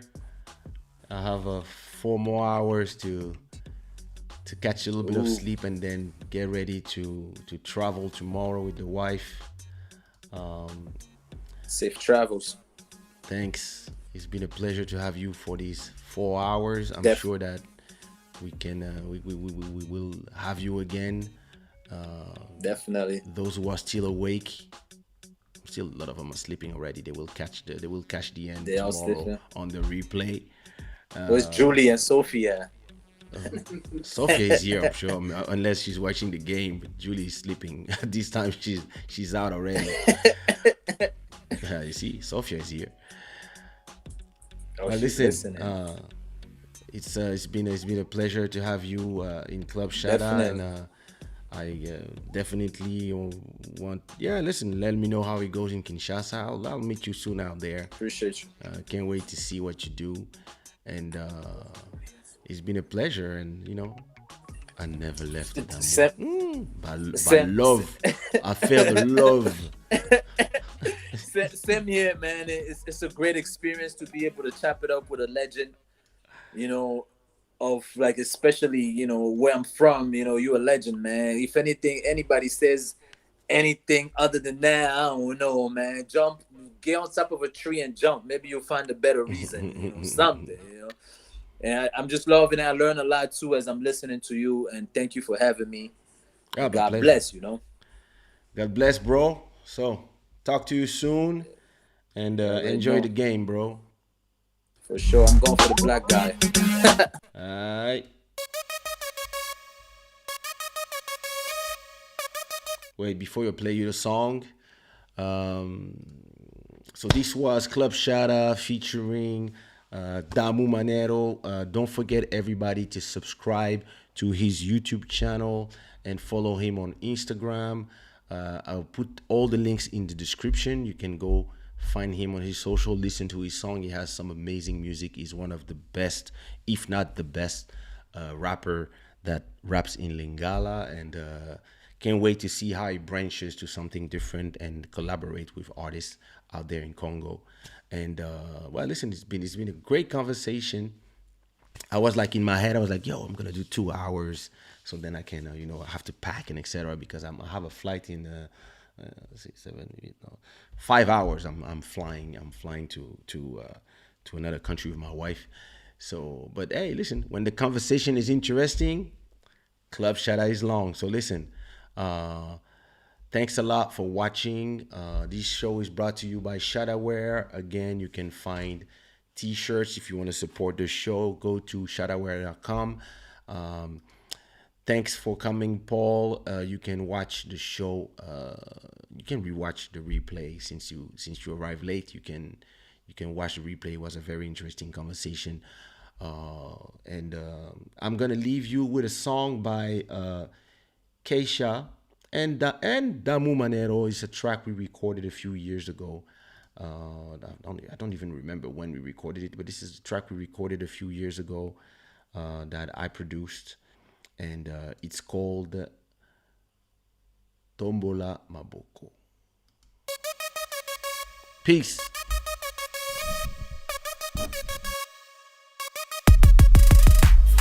Tombola maboko kutana piste. Domina, domina, toquen música. Tombola maboko kutana piste. Domina, domina, toquen música. Tosongi na likolo, na mapata neti bandeke, komakasi neti mazembe, jamais l'échec qui toujours bas premier. Pochetonda banzete, yamo wana toke kopare. Ok baby, shake calm stop. Na leliango, you the fly, sena minango. Debo rouge neti vitalo, play a bonheur ngana zanango. I'm a lead, you follow.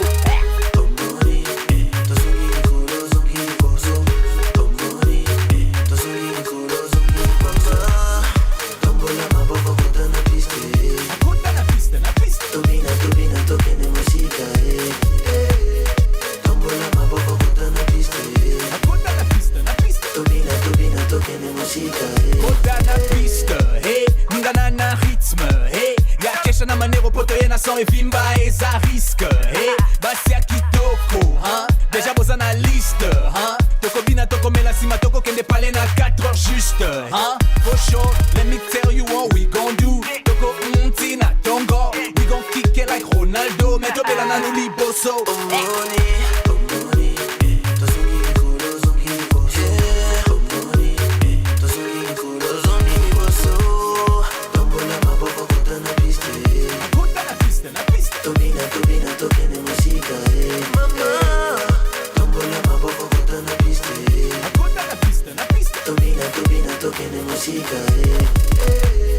Tombola maboko kutana piste, mama. Domina, domina, toquen música. Tombola maboko kutana piste. Domina, domina, toquen música. Bossa fête na silité, toko kende e paite. Bossa fête na silité, toko kende e paite. Soki nanu olembite, tombola maboko na likolo. Soki nanu olembite, tombola maboko na likolo.